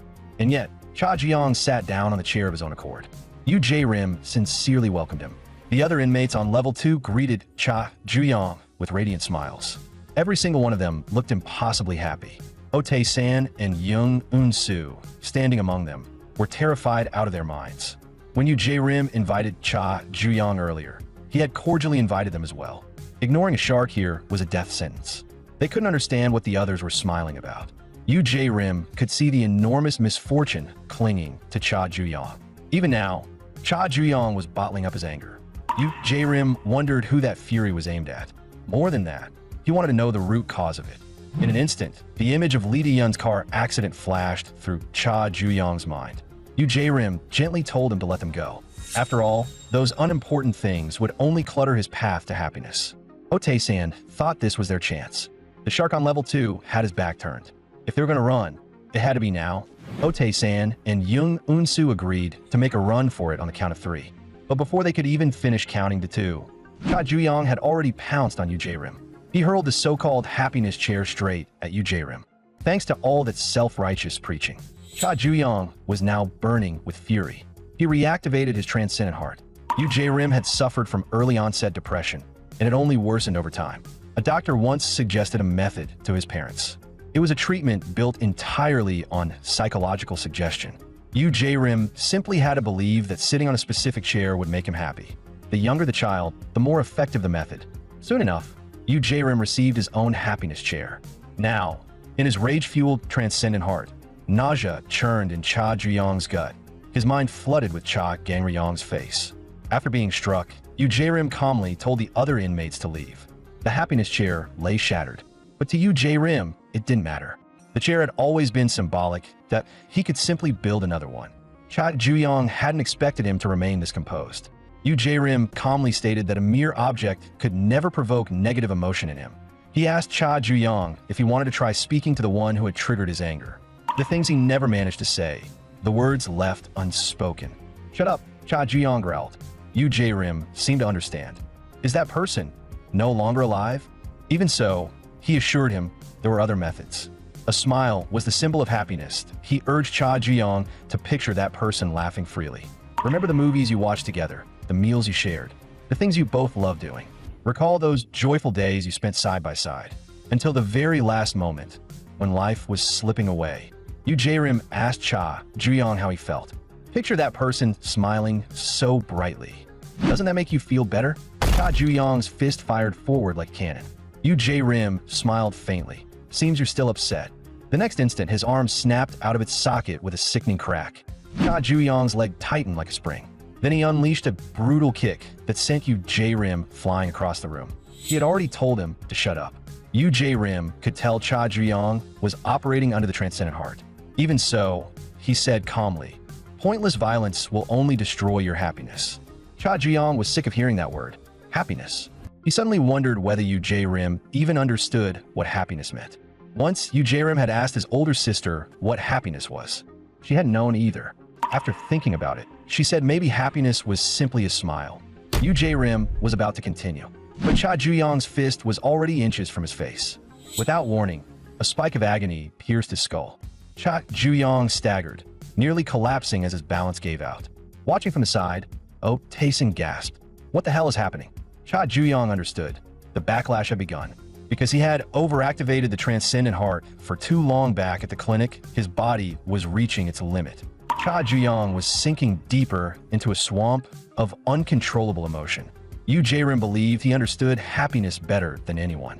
What he saw now was a face moving in the opposite direction, consumed entirely by negativity. Yu Jae-rim hoped Cha Ju-young could understand. If he ever wanted to smile again, this was the only way. But suddenly, Cha Ju-young raised a shard of the shattered chair and struck without warning. A thin cut split across Yu Jae-rim's face. Cha Ju-young's voice was ice cold. Wipe that look off your face. Don't you love smiling? Why aren't you smiling now? At that moment, Han Soo-ah stepped in to observe the fight. She recognized it instantly, the backlash from overusing the transcendent heart. He had tried to confront a shark without even calculating the basic risks. In her eyes, the son of Cha Gang-ryong was still nothing more than a reckless kid. Touching the cut on his face, Yu Jae-rim murmured, "Perhaps I truly do dislike fighting. But to achieve my goal, I have no other choice." Yu Jae-rim believed the heavenly dragon itself stood opposed to happiness. Crime ran rampant within the organization. It was filled with people drowning in misery. So he would make them all happy. That was why he had joined the heavenly dragon. the backlash from the Transcendent Heart was beginning to push Cha Juyong onto the defensive. He understood perfectly well that Yu Jae-rim was, at the end of the day, still a criminal. But Yu Jae-rim's warped belief was simple. The method to achieve happiness had no moral boundaries. Cha Juyong was driven into a corner, motionless for a moment. In Yu Jae-rim's eyes, the world was divided into only two categories: happiness and misery. And then, Cha Juyong vanished. The next second, he reappeared behind Yu Jae-rim, with muse drawn. Cha Juyong's voice was cold. "You came to this juvenile prison. Was it really all for that so-called happiness?" Back in school, Yu Jae-rim had always been disliked for his gloomy demeanor. He once wondered whether unhappy people were forbidden from having friends. His sister had gently told him that if he smiled and appeared cheerful, the friends who saw him would feel happy too, and in turn, he would become happy himself. Because happiness, like a cold, was contagious. To Yu Jae-rim, the juvenile prison was the perfect environment. It was filled with the unhappy. He intended to use the inmates here as part of his experiment, to discover a method that could truly bring happiness to humanity. Han Soo-ah had never expected that such a ridiculous belief would carry him all the way to becoming a level 2 shark. He had been marked as a high potential seed, someone who might one day rise within the heavenly dragon.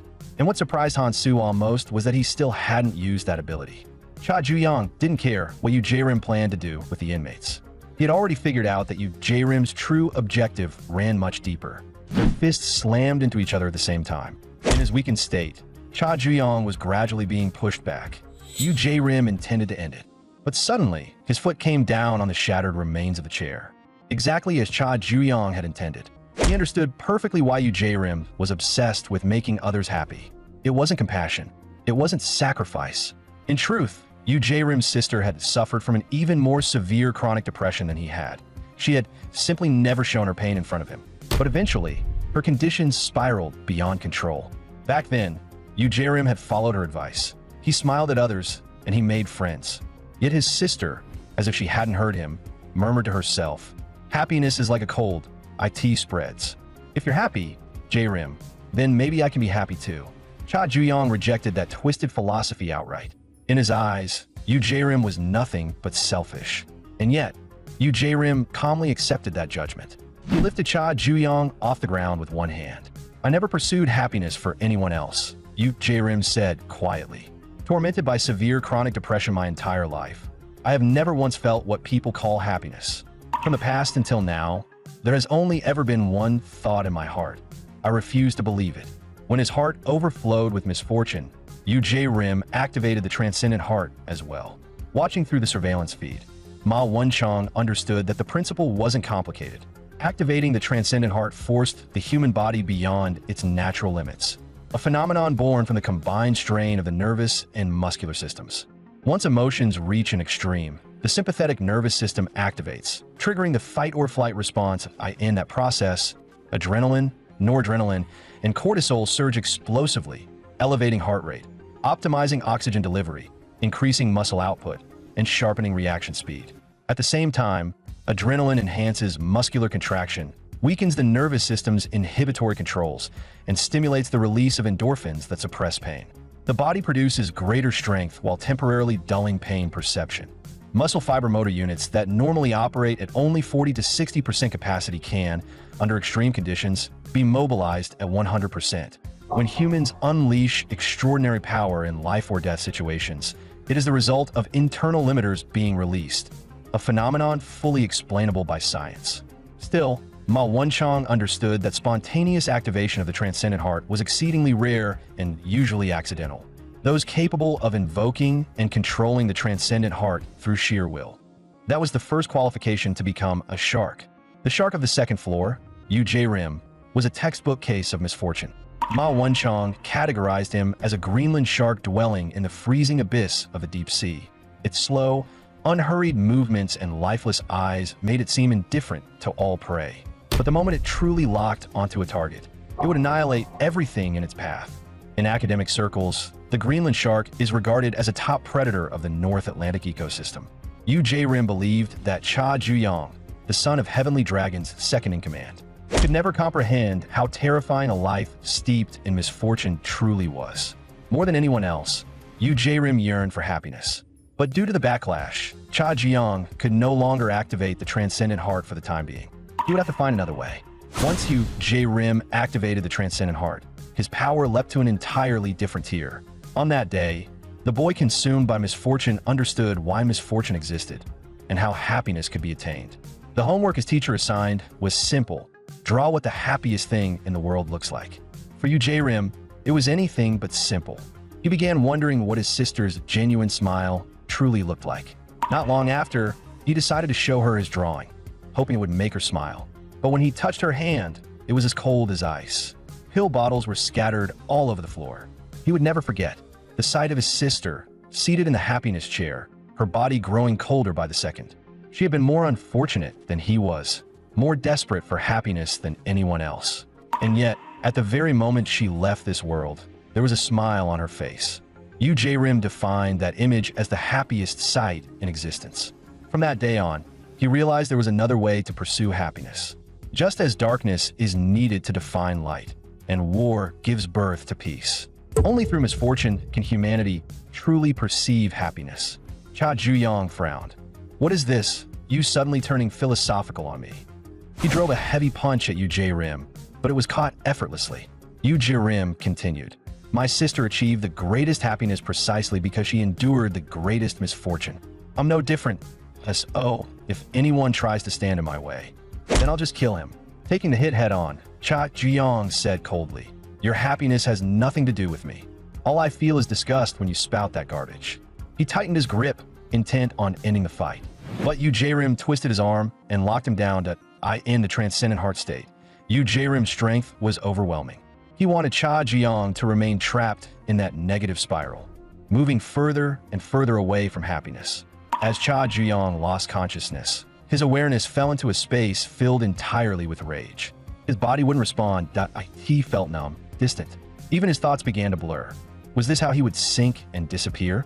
And then he felt warmth. Li Diyun appeared in the deepest part of his consciousness. Through the surveillance monitors, Ma Wenchang observed the entire battle. The duel had certainly been nerve-wracking, but from a research perspective, it was worthless. Ma Wenchang had expected something that would shatter existing theoretical frameworks. Cha Juyang's performance left him deeply disappointed. He even began to question whether that boy truly deserved the title of Shark. Deep within his mind, Cha Juyang saw her again. Li Diyun, like an old friend he hadn't seen in ages, she asked softly if he had been doing well. Cha Juyang suddenly felt his nose sting. He forced a smile and said he was doing fine. But Li Diyun's expression suddenly darkened. What right do you have to be fine? I was trembling alone in a cold, suffocating darkness. How dare you live so comfortably? I died because of you, you bastard. Her body began to twist and distort. In the end, her face transformed into that of Cha Kongriyong. He looked at Cha Juyong and said, I killed that child for your own good. Cha Juyong wanted nothing more than to kill him right then and there. But his body suddenly sank downward. Cha Kongriyong repeated the words he had once spoken. If you want to kill me, your own father, then take control of this juvenile prison. Just as Ma Wenchang was about to clock out, a sudden voice stopped him. He stared in disbelief. Cha Juyong had stood back up. Yu J-Rim couldn't understand what Cha Juyong was doing. Logically, the backlash from the Transcendent Heart, combined with the accumulated damage from the fight, should have drained every ounce of strength from him. Yu J-Rim was curious. What exactly made you stand up again? He grabbed Cha Juyong tightly once more. But to his shock, the man who should have collapsed instead lunged straight at him. The next second, Yu J-Rim's jaw took a brutal hit. Cha Juyong still had things he needed to accomplish. He couldn't fall here. He plunged back into the rage-driven Transcendent Heart. Yu J-Rim didn't even have time to react before another blow smashed into his face. The force sent his entire body spinning through the air. Ma Wenchang had never seen a phenomenon like this documented in any paper or report. A shark that had been torn apart and left barely alive. Restarting the hunt, he defied the very laws of natural ecology. Ma Wenchang watched with growing anticipation. Just how far could Cha Juyong go? Yu J-Rim couldn't afford to collapse either. Not before he found true happiness. He re-entered the misfortune-fueled Transcendent Heart state in that condition. The human body unleashed its absolute peak output. Back on his feet, Cha Juyong's speed and strength surged beyond normal limits. He drove his foot down, crushing Yu J-Rim into the floor. But Yu J-Rim refused to let it end like this. He had to drag Cha Juyong to the very edge of despair. And then, suddenly, Yu Jae-rim felt something horrifying. A crushing pressure seized his lungs and left him gasping. But Yu Jae-rim refused to give up. He violently kicked Cha Juyong's foot off him. Yet Cha Juyong used the recoil to start building momentum. He had no intention of wasting any more time. A thunderous explosion echoed throughout the entire prison. Yu Jae-rim had claimed he would drag Cha Juyong to the edge of despair. In truth, that wasn't necessary. Cha Juyong had already been deeply trapped in it. Otae-san had expected a clash between sharks to be fierce. But the aftermath of this fight looked like the ruins of a battlefield. Young Eun-soo was so terrified he was considering breaking out of prison. As long as boss Cha Juyong was around, fights would never stop, and sooner or later, he would get caught in the crossfire. Han Soo-ah had always known that bloodline never lies. Cha Juyong was even more dangerous than she had anticipated. The inmates on the first floor were already buzzing about the battle. A shark being butchered was no small matter. It meant the long-standing balance of power had been shattered. A brand new era was coming, one drenched in blood and chaos. And for the small fish, survival meant knowing when to hide. The shift in the prison's internal balance thrilled Ma Won-chang. As a scholar, he was itching to classify Cha Juyong properly. He flipped through every documented species of shark in his collection, yet none of them truly matched Cha Juyong. Since earning his doctorate, he had never felt curiosity this intense, borderline obsessive. The once tranquil aquarium was beginning to churn, and new turbulence demanded new specimens to stabilize the ecosystem.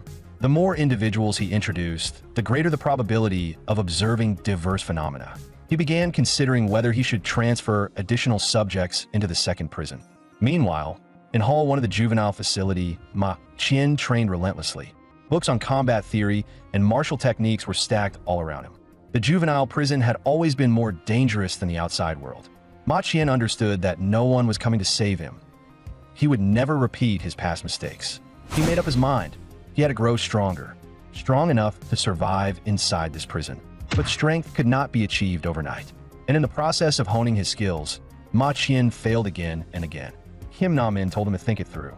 You really think a scrawny weakling like you can change your life just by drilling wrist snaps? Stop wasting your energy. Come enjoy yourself with me instead. After Cha Juyong left, Kim Na-min became the head of room 36. He couldn't understand why Ma Qian insisted on making life so exhausting for himself. After all, ever since Cha Juyong sent every room leader to the hospital, the prison had entered the so-called peaceful era. Still, Kim Na-min was curious about where Cha Juyong had gone. Ma Qian always felt that Cha Juyong knew something about the world beyond the prison walls. Just as they were lost in thought, the bleating of goats echoed from outside. It turned out the warden had been raising a herd of black goats. Supposedly, they were meant for stew. The white-haired one was bored out of his skull. Ever since Cha Juyong swept through the prison, even the only entertaining thing, the room leaders' meetings, had disappeared. The white-haired one craved something that would make his heart race. That was when he noticed something strange unfolding not far away. A wicked grin spread across the white-haired one's face. Meanwhile, Cha Juyong lay in the infirmary of the second hall. When he came to, he replayed the last fight in his head.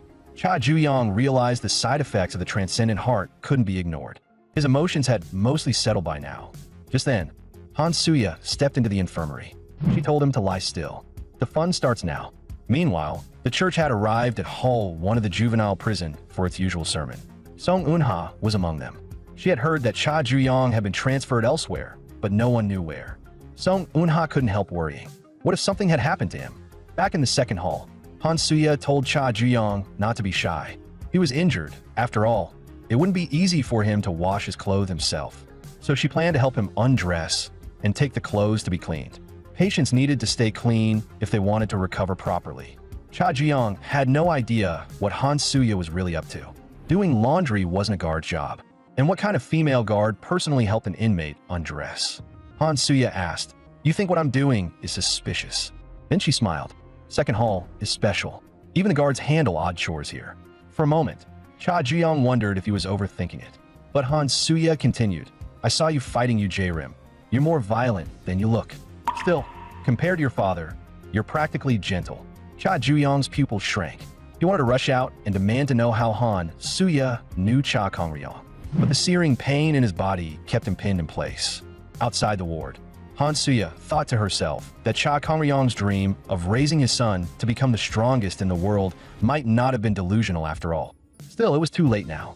The scent of Cha Juyong's blood had already spread through the entire prison. The hungry sharks were practically salivating. On the third floor of the second hall, the shark, Moon Sang-woo, was toying with a rat.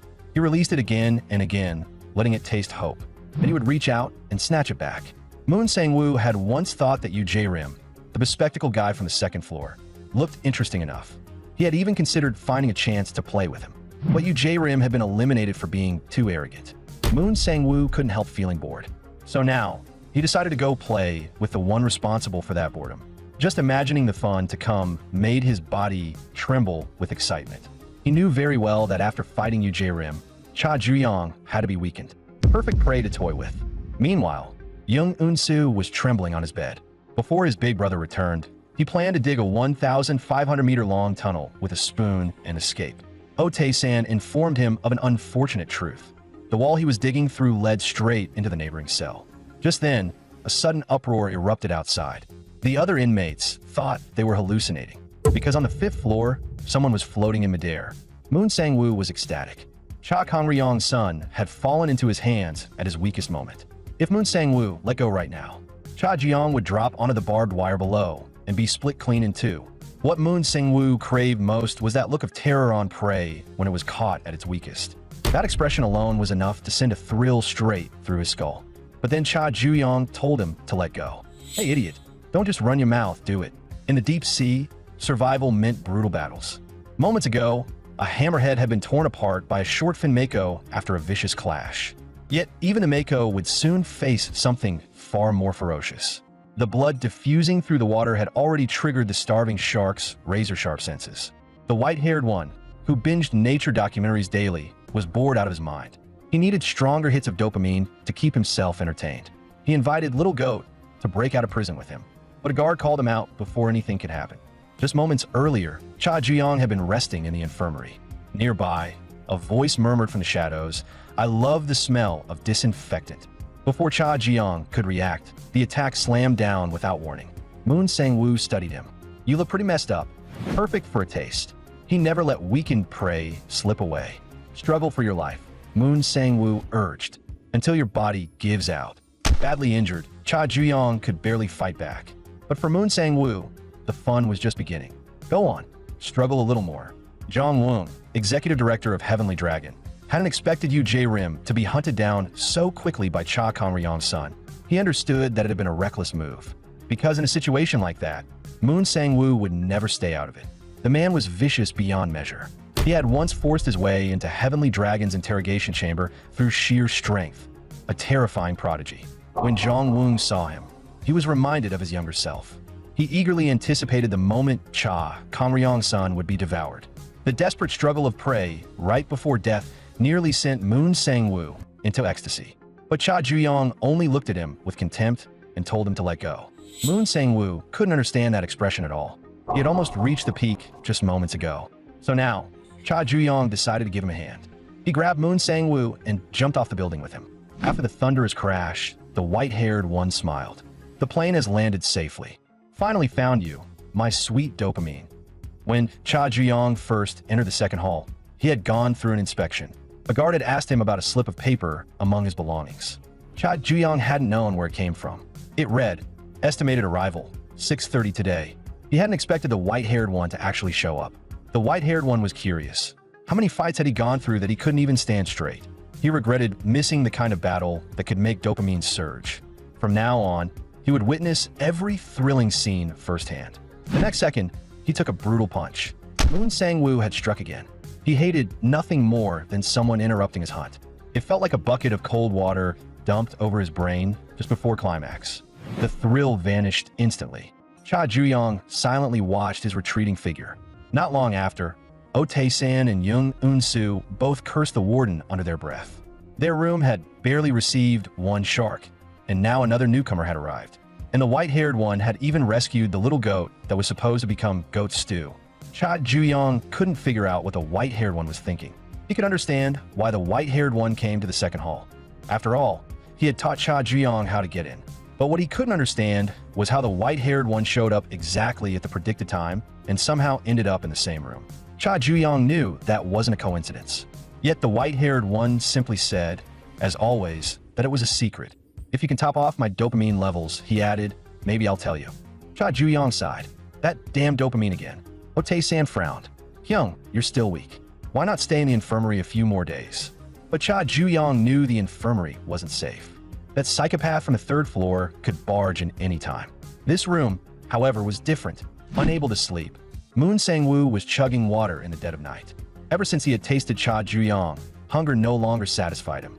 Before long, Moon Sang-woo entered another room. The woman inside had already been interrogated until she was covered in wounds. His craving had reached an extreme, and he intended to make the Nuna pay the price. Blood splattered across the room, but it still wasn't enough. Moon Sang-woo was determined to devour Cha Juyong down to the last bite. Meanwhile, the white-haired one had just refused Cha Juyong's request for protection. Cha Juyong couldn't understand why. Back in Hall 1, it was the white-haired one who had offered help first. You misunderstood, he replied. I'm not a competitor. I'm just here to watch the show. I'm not stepping into the arena myself. There's only one player here, and that's you, Cha Juyong. Cha Juyong let out a helpless laugh. In this condition, I can barely walk, let alone fight. The white-haired one only smiled. He claimed he had a way to hunt the third-floor shark. On the other side, Moon Sang-woo was reaching his limit. He needed to make Cha Juyong completely addicted, completely trapped. He sprinted straight to Cha Juyong's room, hunger twisting inside him. He wanted to devour him immediately. But when he ripped the blanket away, all he found was the white-haired one and a black goat. The white-haired one shyly asked, "Planning to eat me instead?" Moon Sang-woo had zero interest in anyone who wasn't Cha Juyong. The white-haired one replied meaningfully, "If you're only eating Cha Juyong, you might be starving for a while, because you won't find him anywhere in this prison." Moon Sang-woo shot him a vicious glare. After that, he tore through every floor of the prison, searching for Cha Juyong. Days passed. He even checked the toilets, yet still couldn't find him. He couldn't figure out where Cha Juyong had hidden. The only thing he found was the fat inmate inside Cha Juyong's locker. He was barely holding himself together. If he didn't shove something into his mouth soon, he'd lose his mind. Watching through the monitors, Ma Won-chan commented, "A shark eating a fat man. Fascinating behavioral adaptation." At that moment, Han Suya brought up a rumor spreading among the inmates. People were saying the warden had secretly released Cha Juyong. Ma Won-chan stated firmly that he would never interfere with the aquarium's ecosystem. That was the first rule of his experiment, and it was impossible for a prisoner to escape this facility on his own, which meant Cha Juyong was still somewhere inside the prison. After so many days, Oh Tae-san was almost tempted to stew the black goat. Even he and Young Eun-soo had no idea where Juyong Hyung had gone. They curiously asked the white-haired one about it. As usual, he simply said it was a secret. Cha Juyong was in a dimly lit place, the prison cafeteria, deep in the night. Moon Sang-woo was shoving food into his mouth like a man possessed. But no matter how much he ate, he couldn't feel full, not even a little. Then, a familiar voice rang out again. Moon Sang-woo turned around in disbelief. Cha Juyong, the man Moon Sang-woo had been calling prey, felt nothing but nausea. The familiar scent of disinfectant instantly sent Moon Sang-woo into a frenzy of excitement. But his strike missed. Cha Juyong frowned. "Where's that disinfectant smell coming from? I've already fully recovered." Moon Sang-woo had been waiting for this moment for far too long. He had nearly starved to death for it. Cha Juyong's elbow came crashing down without mercy. Luckily, he had followed the white-haired one's advice. Cha Juyong hadn't expected a place like that to exist inside the prison. After taking the hit, Moon Sang-woo refused to believe Cha Juyong was truly healed. He stubbornly convinced himself it was nothing but a bluff. But Cha Juyong had grown up getting beaten his whole life. His recovery speed was far beyond that of ordinary people. He really had recovered. There was no way Moon Sang-woo could devour him now. Then, after a thunderous crash, Moon Sang-woo, having narrowly dodged the attack, muttered under his breath, "I waited this long, and this isn't the outcome I wanted?" In truth, Cha Juyong had been waiting for a long time as well, waiting for the exact moment he could crush Moon Sang-woo with his own hands. But Moon Sang-woo, now completely drained of fighting spirit, couldn't even muster excitement anymore. Cha Juyong knew exactly what he was, a degenerate who found pleasure in tormenting the weak. So what? He could simply use his own fists to beat Moon Sang-woo to a pulp. Yet Moon Sang-woo believed that if he himself caused the weakness, it had no meaning. What he wanted had to be pure, untouched, a natural prey. So now, Cha Jiyoung would make him take the beating properly. In the past, Moon Sang-woo had interrogated someone who stole the Heavenly Dragon guest list. He tied the thief to railroad tracks and tortured him there. When the train was about to arrive, the thief finally broke under the pressure and confessed. But Moon Sang-woo never intended to let him go. Even if the thief survived by some miracle, Moon Sang-woo would have ended him without hesitation. That sensation of hunting made his entire body tingle. Hugh Young-ho, the head of Heavenly Dragon's risk management division, heard that a reckless newcomer had joined the organization. He was curious about someone who only targeted the weak. Moon Sang-woo normally avoided fights altogether. He had no interest in direct combat. So how did he manage to enter Heavenly Dragon? Because joining Heavenly Dragon required defeating countless powerful opponents. Moon Sang-woo found it disgusting. Fighting healthy opponents, he said, felt like chewing on a tire. Utterly revolting.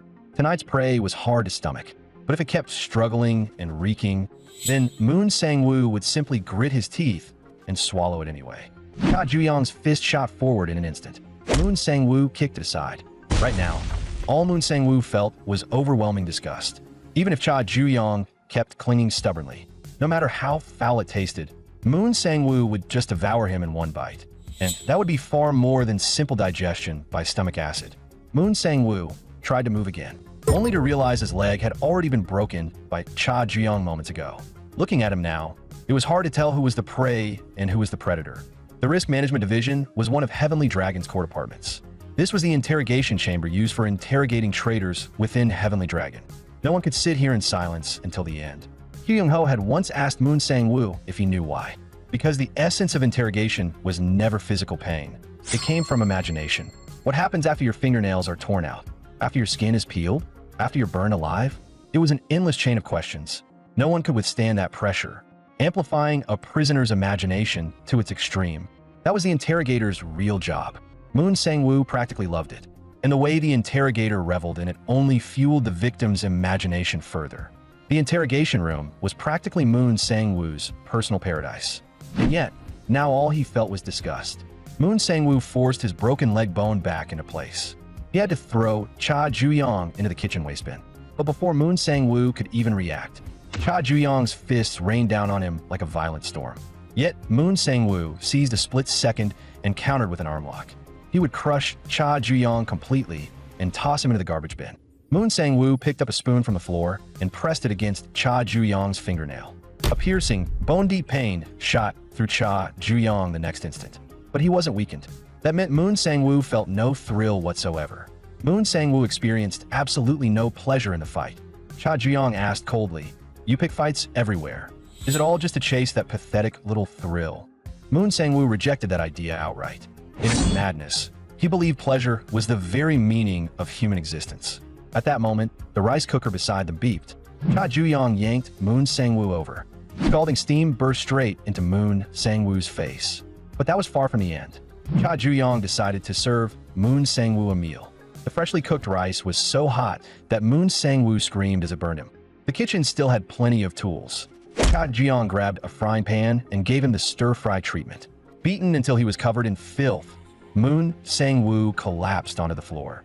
Cha Jiyoung couldn't help but wonder, could someone's mood really affect their combat power? The strength Moon Sang-woo was displaying now wasn't even half of what he had shown in the infirmary. But Cha Jiyoung didn't care about that. Then he suddenly noticed an unidentified liquid between Moon Sang-woo's legs. Beaten into stimulation, Moon Sang-woo's entire body trembled. In the past, he had tortured prisoners to death before they even confessed the truth. So now, Cha Jiyoung would let Moon Sang-woo experience it personally. What true interrogation really meant.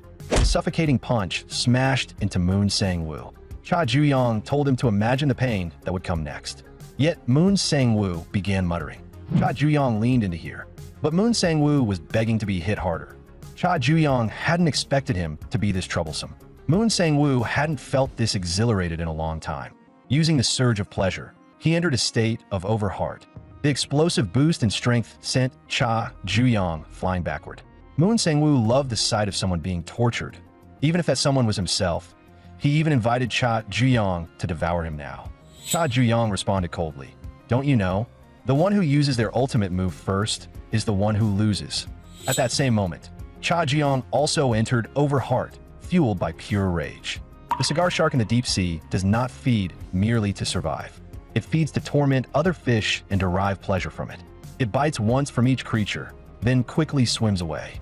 That's why the cigar shark is also called the sadist of the deep sea. But Ma Wenchang knew that a sadist like that always had another side.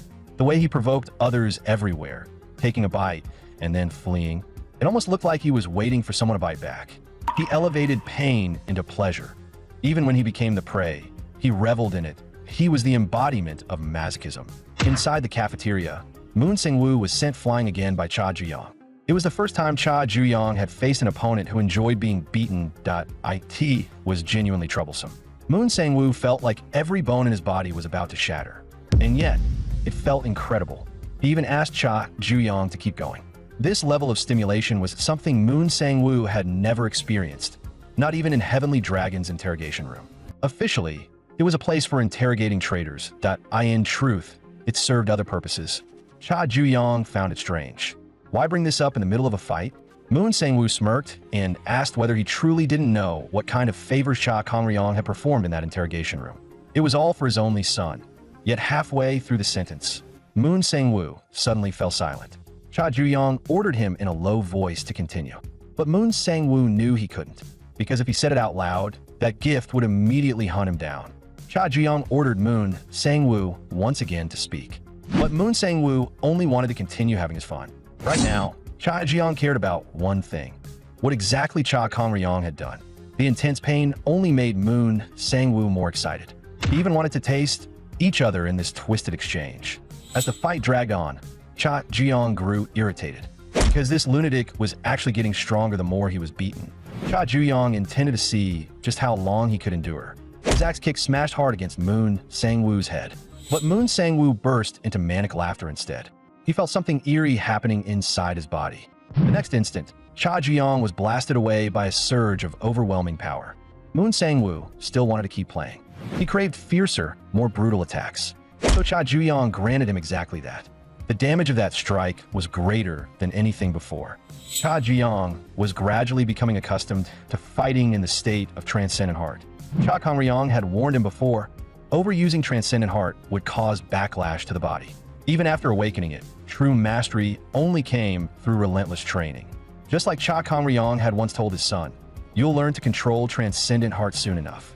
But the most important lesson Cha Juyong remembered was this: not every battle required igniting that flame.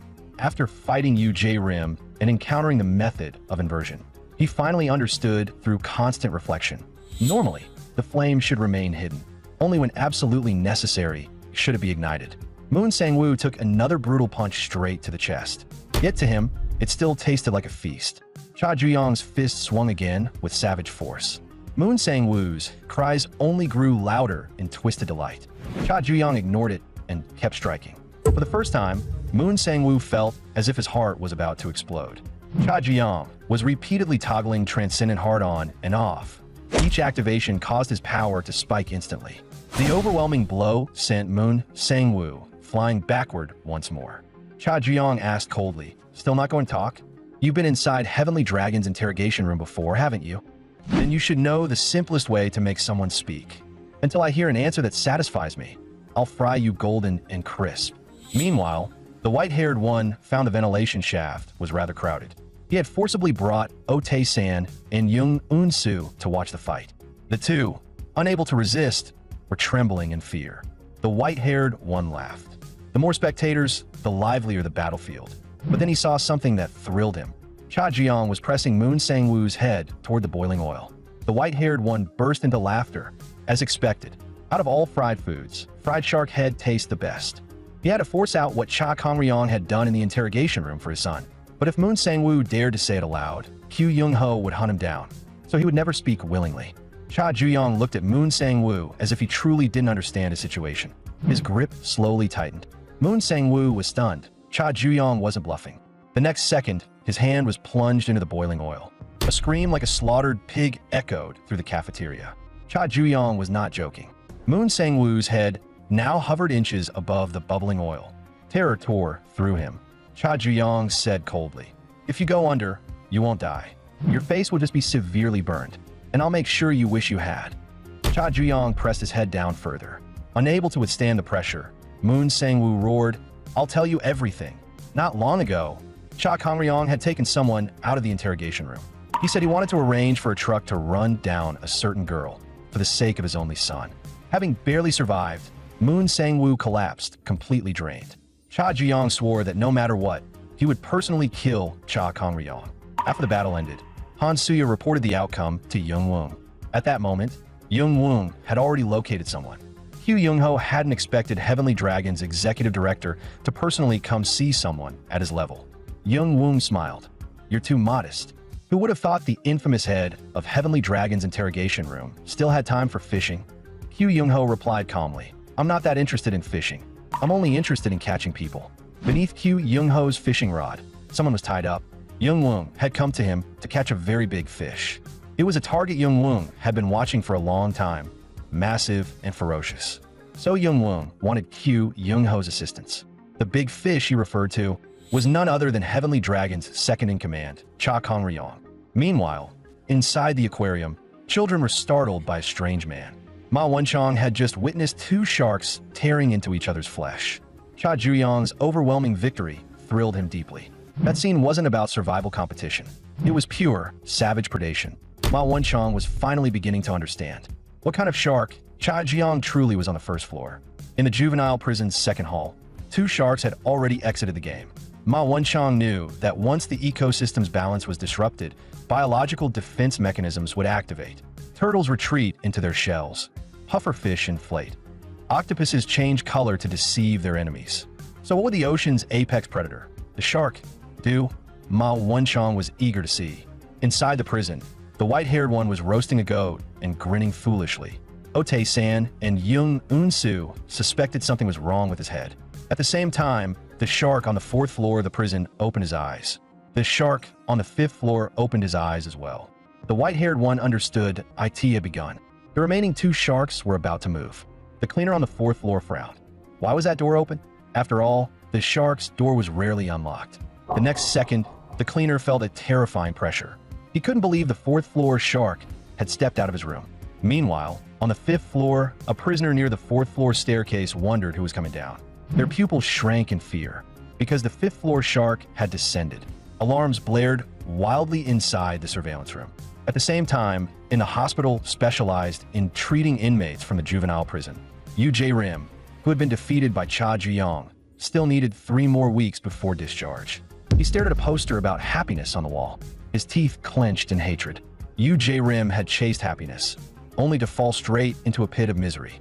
Every time he thought about Cha Juyong climbing upward by stepping on his body, he wanted nothing more than to swallow him whole. On the other side of the hospital, Moon Sang-woo felt nothing but hunger gnawing at him. He wondered whether Cha Juyong's next target was another shark. Moon Sang-woo understood that the sharks on the 4th and 5th floors were not easy prey. They were a type of dragon seed, monsters even he wouldn't dare devour lightly. At that moment, a nurse walked in to give him an injection. Moon Sang-woo was weeping pathetically in sheer terror. He couldn't endure pain anymore. Meanwhile, in the prison's audiovisual room, today was Cultural Day. The warden had arranged a movie screening for the inmates. The film appeared to be about a goat-like mutant fighting a tentacled alien. The prisoners were speechless. The warden was seriously making them watch this trash? In the movie, the black goat shrieked wildly in fear. The white-haired one found it amusing. The first time Cha Juyong fought a shark, he could barely stand. Yet now he was sitting here, completely unharmed, watching a movie. Cha Juyong knew he owed that to the white-haired one. More precisely, to the place the white-haired one had told him about. Still, he couldn't figure out how the white-haired one had obtained that kind of intelligence. He knew he wouldn't get an answer, so he didn't bother asking. But something felt off. The white-haired one was unusually quiet today. Normally, he would have been shouting excitedly at a scene like this. The white-haired one smirked. Reality's way more interesting than the movie.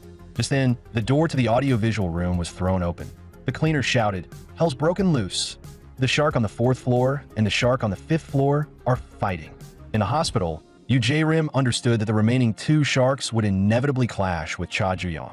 He suddenly recalled the aura Cha Juyong radiated during battle. Yu Jae-rim collapsed to the floor, his body trembling violently. He no longer had the courage to face that terrifying presence again. Moon Sang-woo understood as well. Cha Ji-young intended to devour the remaining 2 sharks, but he also knew that the one ultimately consumed might be Cha Ji-young himself. At that moment, Moon Sang-woo also remembered that dreadful aura. He dropped to the ground instantly, begging for forgiveness in a pathetic heap. Inside the audiovisual room, Young Eun-soo hadn't expected the sharks to start fighting each other. Otae-san even congratulated Boss for getting an effortless win. The white-haired one had originally been looking forward to watching the sharks ambush Cha Ji-young. Still, this twist was interesting in its own way. But Cha Ji-young suddenly stood up and walked toward the door. Otae-san and Young Eun-soo were confused. Where is he going? The other inmates in the room began murmuring as well, because beside the monster battle scene in the movie, something seemed to be emerging. The white-haired one hadn't expected even this trash movie to have a twist. Beneath the title, Three-Goat Mutant vs. Tentacle Alien, a small subtitle read, The Counterattack of the Giant Shark. Cha Ji-young had no intention of letting them decide the outcome on their own. He would personally finish off the remaining sharks. Hearing the alarm, Han Suya rushed into the surveillance room without even changing clothes. She couldn't understand why the sharks on the 4th and 5th floors had moved simultaneously. Beside them, Ma Won-chang's pen was already flying across the page. 2 sharks advancing toward each other simultaneously. This had never happened since the second hall was established. Ma Won-chang knew that when an ecosystem is invaded by an external species, native species evolve to become stronger and more complex in order to survive. Evolutionary biology had recorded countless such cases, and the catalyst behind this phenomenon was Cha Ji-young. This was a textbook example of the Red Queen hypothesis. When one species evolves, its rival is forced to evolve under pressure. Fail to evolve, and you're eliminated.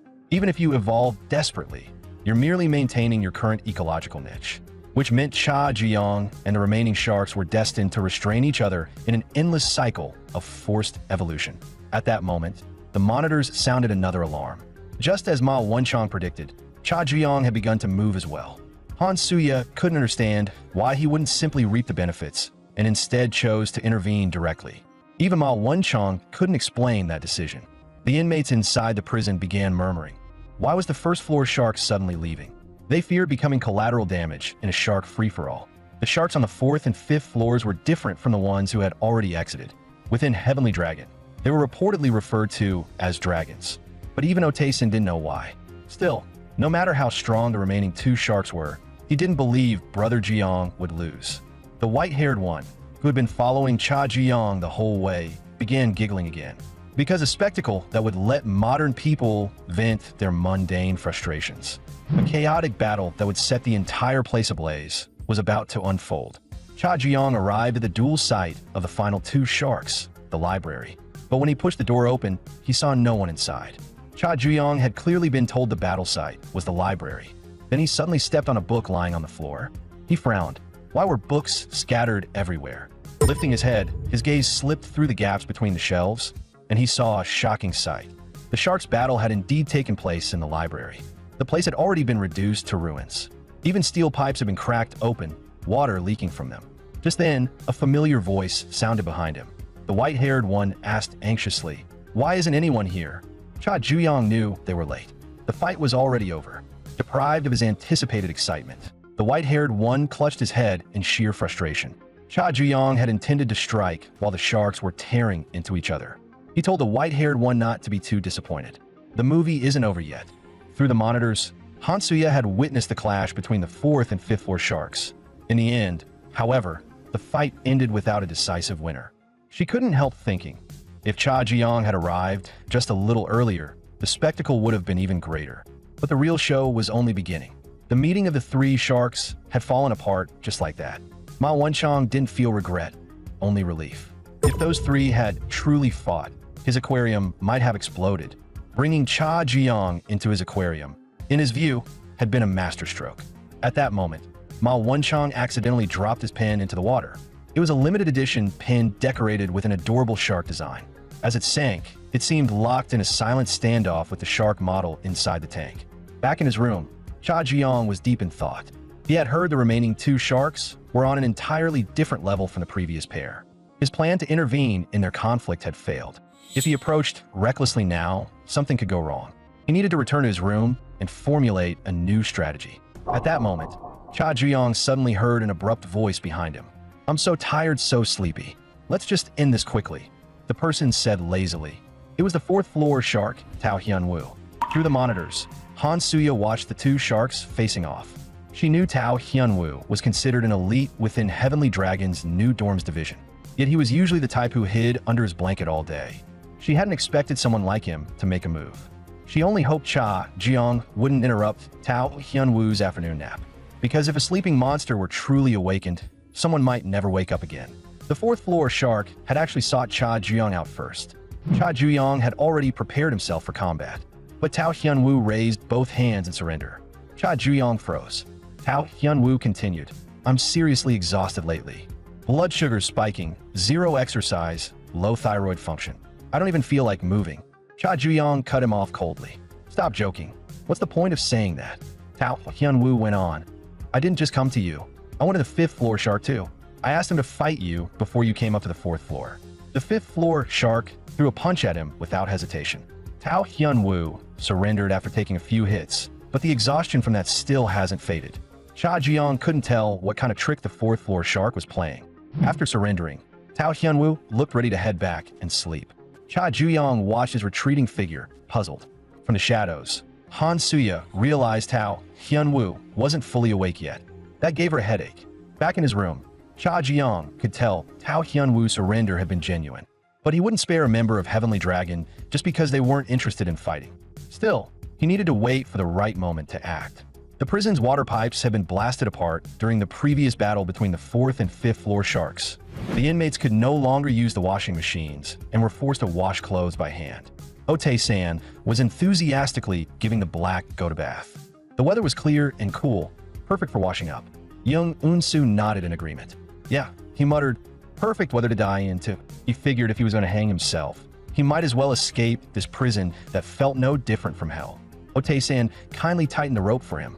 After nearly choking to death for real, Young Unsu suddenly developed a strong desire to live.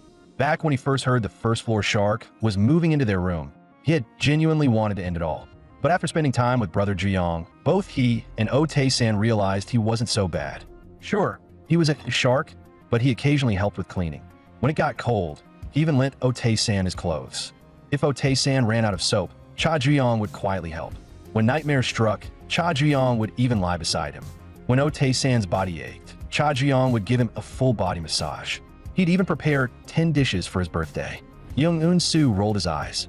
Okay, those last three are definitely fantasies. Still, he understood something. Brother Juyong was merciless toward other predators. But with the surrounding school of fish, he seemed more like part of a symbiotic relationship. Like sharks and cleaner fish. Cleaner fish feed on scraps left behind by sharks, and sharks rely on them to stay clean. Though Otae-san felt that kind of relationship required mutual help, and it hadn't really helped Brother Juyong at all. At that moment, the black goat, who had just been bathed, started bleeding again. Otae-san frowned. Had it been soaking too long? Meanwhile, Tao Hyunwoo was sunbathing on a rooftop, fast asleep. Han Suya approached while humming softly and woke him. She tilted her head. "Why sleep out here when you've got a perfectly good bed?" Tao Hyunwoo shot back. "Then why would a prison guard secretly meet with inmates?" Han Suya chuckled lightly. Qingqi truly are perceptive. Qingqi were among the rare elites within Heavenly Dragon believed to possess the potential to become dragons. And Tao Hyunwoo was one of them. His tone turned hostile. What does a guard know that? The pressure in his voice sent a chill down Han Suya's spine. Her reason for seeking him out was simple. Tao Hyunwoo had grown increasingly exhausted, to the point of losing his will to fight. She intended to reignite that drive within him. After all, they were on the same side. Han Suya lifted her shirt slightly, revealing a crimson fire dragon tattoo to prove her identity. Not long ago, she had met Young Woon again. Events were unfolding faster than Young Woon had expected. He knew Yu Jae-rim and Moon Sang-woo were still some distance from full maturation, but the two on the fourth and fifth floors were nearly matured Qingqi. They were elites rigorously selected through Heavenly Dragon's examinations. Fruits ripened to perfection. Young Woon knew the time for harvest was approaching. That was the real reason Han Suya had infiltrated the prison. She was about to approach those two sharks to accelerate the process. But Young Woon told her not to rush, because what truly drives human nature has never been power or strength. It is that scalding, crimson desire. There was almost no intelligence on the fifth-floor shark, making his desires impossible to read. But the fourth-floor shark's desire was unmistakable. That was the very reason he had joined Heavenly Dragon. Young Woong instructed Han Suya to place that crimson apple into Tao Hyunwoo's mouth. Tao Hyunwoo hadn't expected there to be Heavenly Dragon operatives even among the prison guards. For this meeting, Han Suya had tampered with the surveillance system beforehand, but the interference wouldn't last long, so she decided to speak plainly. She had something to ask Tao Hyunwoo to help with, but he refused without hesitation. Han Suya had no authority to command him, and besides, he was exhausted. She had expected that reaction. Just as Young Woong had said, what drives human nature is crimson desire. The lifeless eyes, the dark circles hanging to his jawline, the body heavy as soaked cotton. Han Suya understood that no matter how long Tao Hyunwoo slept, the fatigue would never disappear. He was suffering from severe chronic exhaustion. She needed to wake him up. After a long silence, Tao Hyunwoo asked if she could guarantee it. Han Suya knew he was finally interested. She was about to explain the plan, when the door behind her suddenly made a sound. Her heart skipped a beat. Hadn't that door been open? The hallway was dimly lit. Young Eun-soo had only intended to go up to the rooftop to hang laundry. He hadn't expected to witness something like that. He couldn't hear what Han Suya and Tao Hyunwoo were saying from that distance, but he recognized the tattoo. It was the mark of Heavenly Dragon. Just then, Han Suya approached him. She asked if he really thought he could just walk away. You dropped your panties, by the way. After teasing him about the rather generous size, she asked if he'd like to hear a story about panties. Supposedly, over 300 million people worldwide dislike panties, and 100,000 have died from tongue paralysis caused by bacteria in the smell. Young Eun-soo had never heard anything like that before. Han Suya smiled. That's because I just made it up. But far more people have been stoned to death for leaking someone else's secrets. After that, Young Eun-soo couldn't sit still no matter what he did. Cha Juyong found it odd that he wasn't eating and was instead stacking peas into a tower. Young Eun-soo was completely shaken. As far as he knew, Heavenly Dragon was an organization capable of killing a person every 3 seconds. The most notorious corporate-style criminal syndicate of the 21st century. He couldn't understand why a prison guard would bear that tattoo. He feared that, having learned Heavenly Dragon's secret, he would be torn to pieces by those monsters. Cha Juyong frowned at Young Eun-soo's tray. Without realizing it, he had arranged the peas into a distress signal. Young Eun-soo hurriedly claimed it was just sauce placement. Cha Juyong told Oh Tae-san to take him to the infirmary later. Young Eun-soo didn't want to drag Cha Juyong and Oh Tae-san into trouble because of him. In the past, Tao Hyunwoo would lie in bed endlessly. He slept and slept, yet never felt awake. Eventually, he found a way to clear his mind. At that time, Han Suya had wanted to ask for his help, but when she realized someone was spying, she first asked Tao Hyunwoo to deal with a small fish. The day Young Eun-soo fled the rooftop in a panic, he never got to dry his clothes. They had begun to smell. He could only hope Heavenly Dragon would spare his life. But at that moment, someone appeared behind him. At the same time, another figure stood by the window. Cha Jiong was also watching him silently. Young Eun-soo had once studied cosmetology and often cut Oh Tae-san's hair. Oh Tae-san praised his skill, saying every man should try it at least once. The white-haired one laughed. This isn't hair. It's a bird's nest. I'm pretty sure there are 3 eggs in it. Young Eun-soo then asked if Brother Jiong needed a trim. At that length, it was about time. Before this, Cha Jiong's hair had always been cut by Lee Di-yun. According to her, a bad mood gets cut away along with the hair. Inside the prison, Cha Juyong always had Young Eun-soo cut his hair. Now, Tao Hyunwoo had found Young Eun-soo. He asked bluntly, "You were the fish on the rooftop that day, weren't you?" Young Eun-soo immediately claimed he had acrophobia and never went to the rooftop. Even if he had gone, a coward like him wouldn't dare open his eyes, so he definitely hadn't seen any tattoo. In his panic, he let it slip. Young Eun-soo instantly grabbed Tao Hyunwoo's leg and begged, "I'm useless. I just wander around emitting carbon dioxide. I'm so sorry. Even if my late grandmother asked me in a dream, I wouldn't say a word. Please spare me." Tao Hyunwoo nearly dozed off listening to him. Young Eun-soo kept pleading. But Tao Hyunwoo had already made a deal with Han Suya. He would help her in exchange for freeing himself from exhaustion, which meant Young Eun-soo had to die. Young Eun-soo shouted desperately, "If you kill someone in prison, you'll be prosecuted under juvenile law. Maximum sentence, 20 years. But Han Suya had mentioned before that the second hall of the juvenile prison operated under special support from the Korean government. It existed primarily for Warden Ma In-chong's academic research. a clandestine, unofficial institution. Therefore, nothing that happened there would ever be recorded. Han Suya's words have been crystal clear. In this prison, even murder was fair game. Young Un-soo struggled in sheer terror. Tao Hyun-woo's face was scratched open by fingernails. He had originally intended to grant young Un-soo a quick death, but now he decided to give him a brutal thrashing first. Tao Hyun-woo coldly told young Un-soo to stop resisting, but his strike was intercepted by Otae-san. Tao Hyun-woo didn't want to waste time. It was nearly bedtime. Otae-san understood that a small fish like him could never defeat a shark. With such a vast gap in power, even begging for life was a luxury. Unless the trap was triggered, Otae-san knew that for a small fish like him to survive, he would have to resort to underhanded tactics. The moment Tao Hyun-woo touched the rope, the gates of hell would open. With suicidal resolve, Otae-san charged forward. In the surveillance room, Ma In-chong found this strange. Since entering the second hall, the fourth-floor shark had never been this active. The conflict with the fifth-floor shark days ago had merely been a chance encounter while avoiding Cha Ju-yong. Tao Hyun-woo had even descended to the first floor to surrender to Cha Ju-yong. All of that, Ma In-chong could fully understand. But Tao Hyun-woo taking the initiative to attack other small fish was something Ma In-chong found hard to accept. It completely contradicted Tao Hyun-woo's usual temperament. Han Suya smiled. In the end, he's still a predator. Perhaps his clash with the fifth-floor shark changed his mindset. Ma In-chong neither agreed nor disagreed. Even though Otae-san had prepared a trap in advance, Tao Hyun-woo dismantled it with ease. Young Un-soo tried to drag Otae-san away to escape, but Tao Hyun-woo was already ready to send them both to their graves. Just as his foot was about to come down, someone grabbed it. Cha Ju-yong spoke coldly. "I'll be in a bind if you kill that guy. There won't be anyone left to cut my hair. Though looking at you, I think it's your turn for a trim." Meanwhile, inside the hunting grounds of Chanhwa Pavilion, Zhou Jiangkan understood that the young master would struggle if he had to face the remaining two sharks consecutively. The next second, the target in his sights was taken down with a single sniper shot. Lu Haiyuan, holding the rifle, knew the remaining two sharks were Qingqi, just like Zhou Jiangkan once had been. He understood that conflict between the young master and the Qingqi was inevitable. Perhaps it had already begun.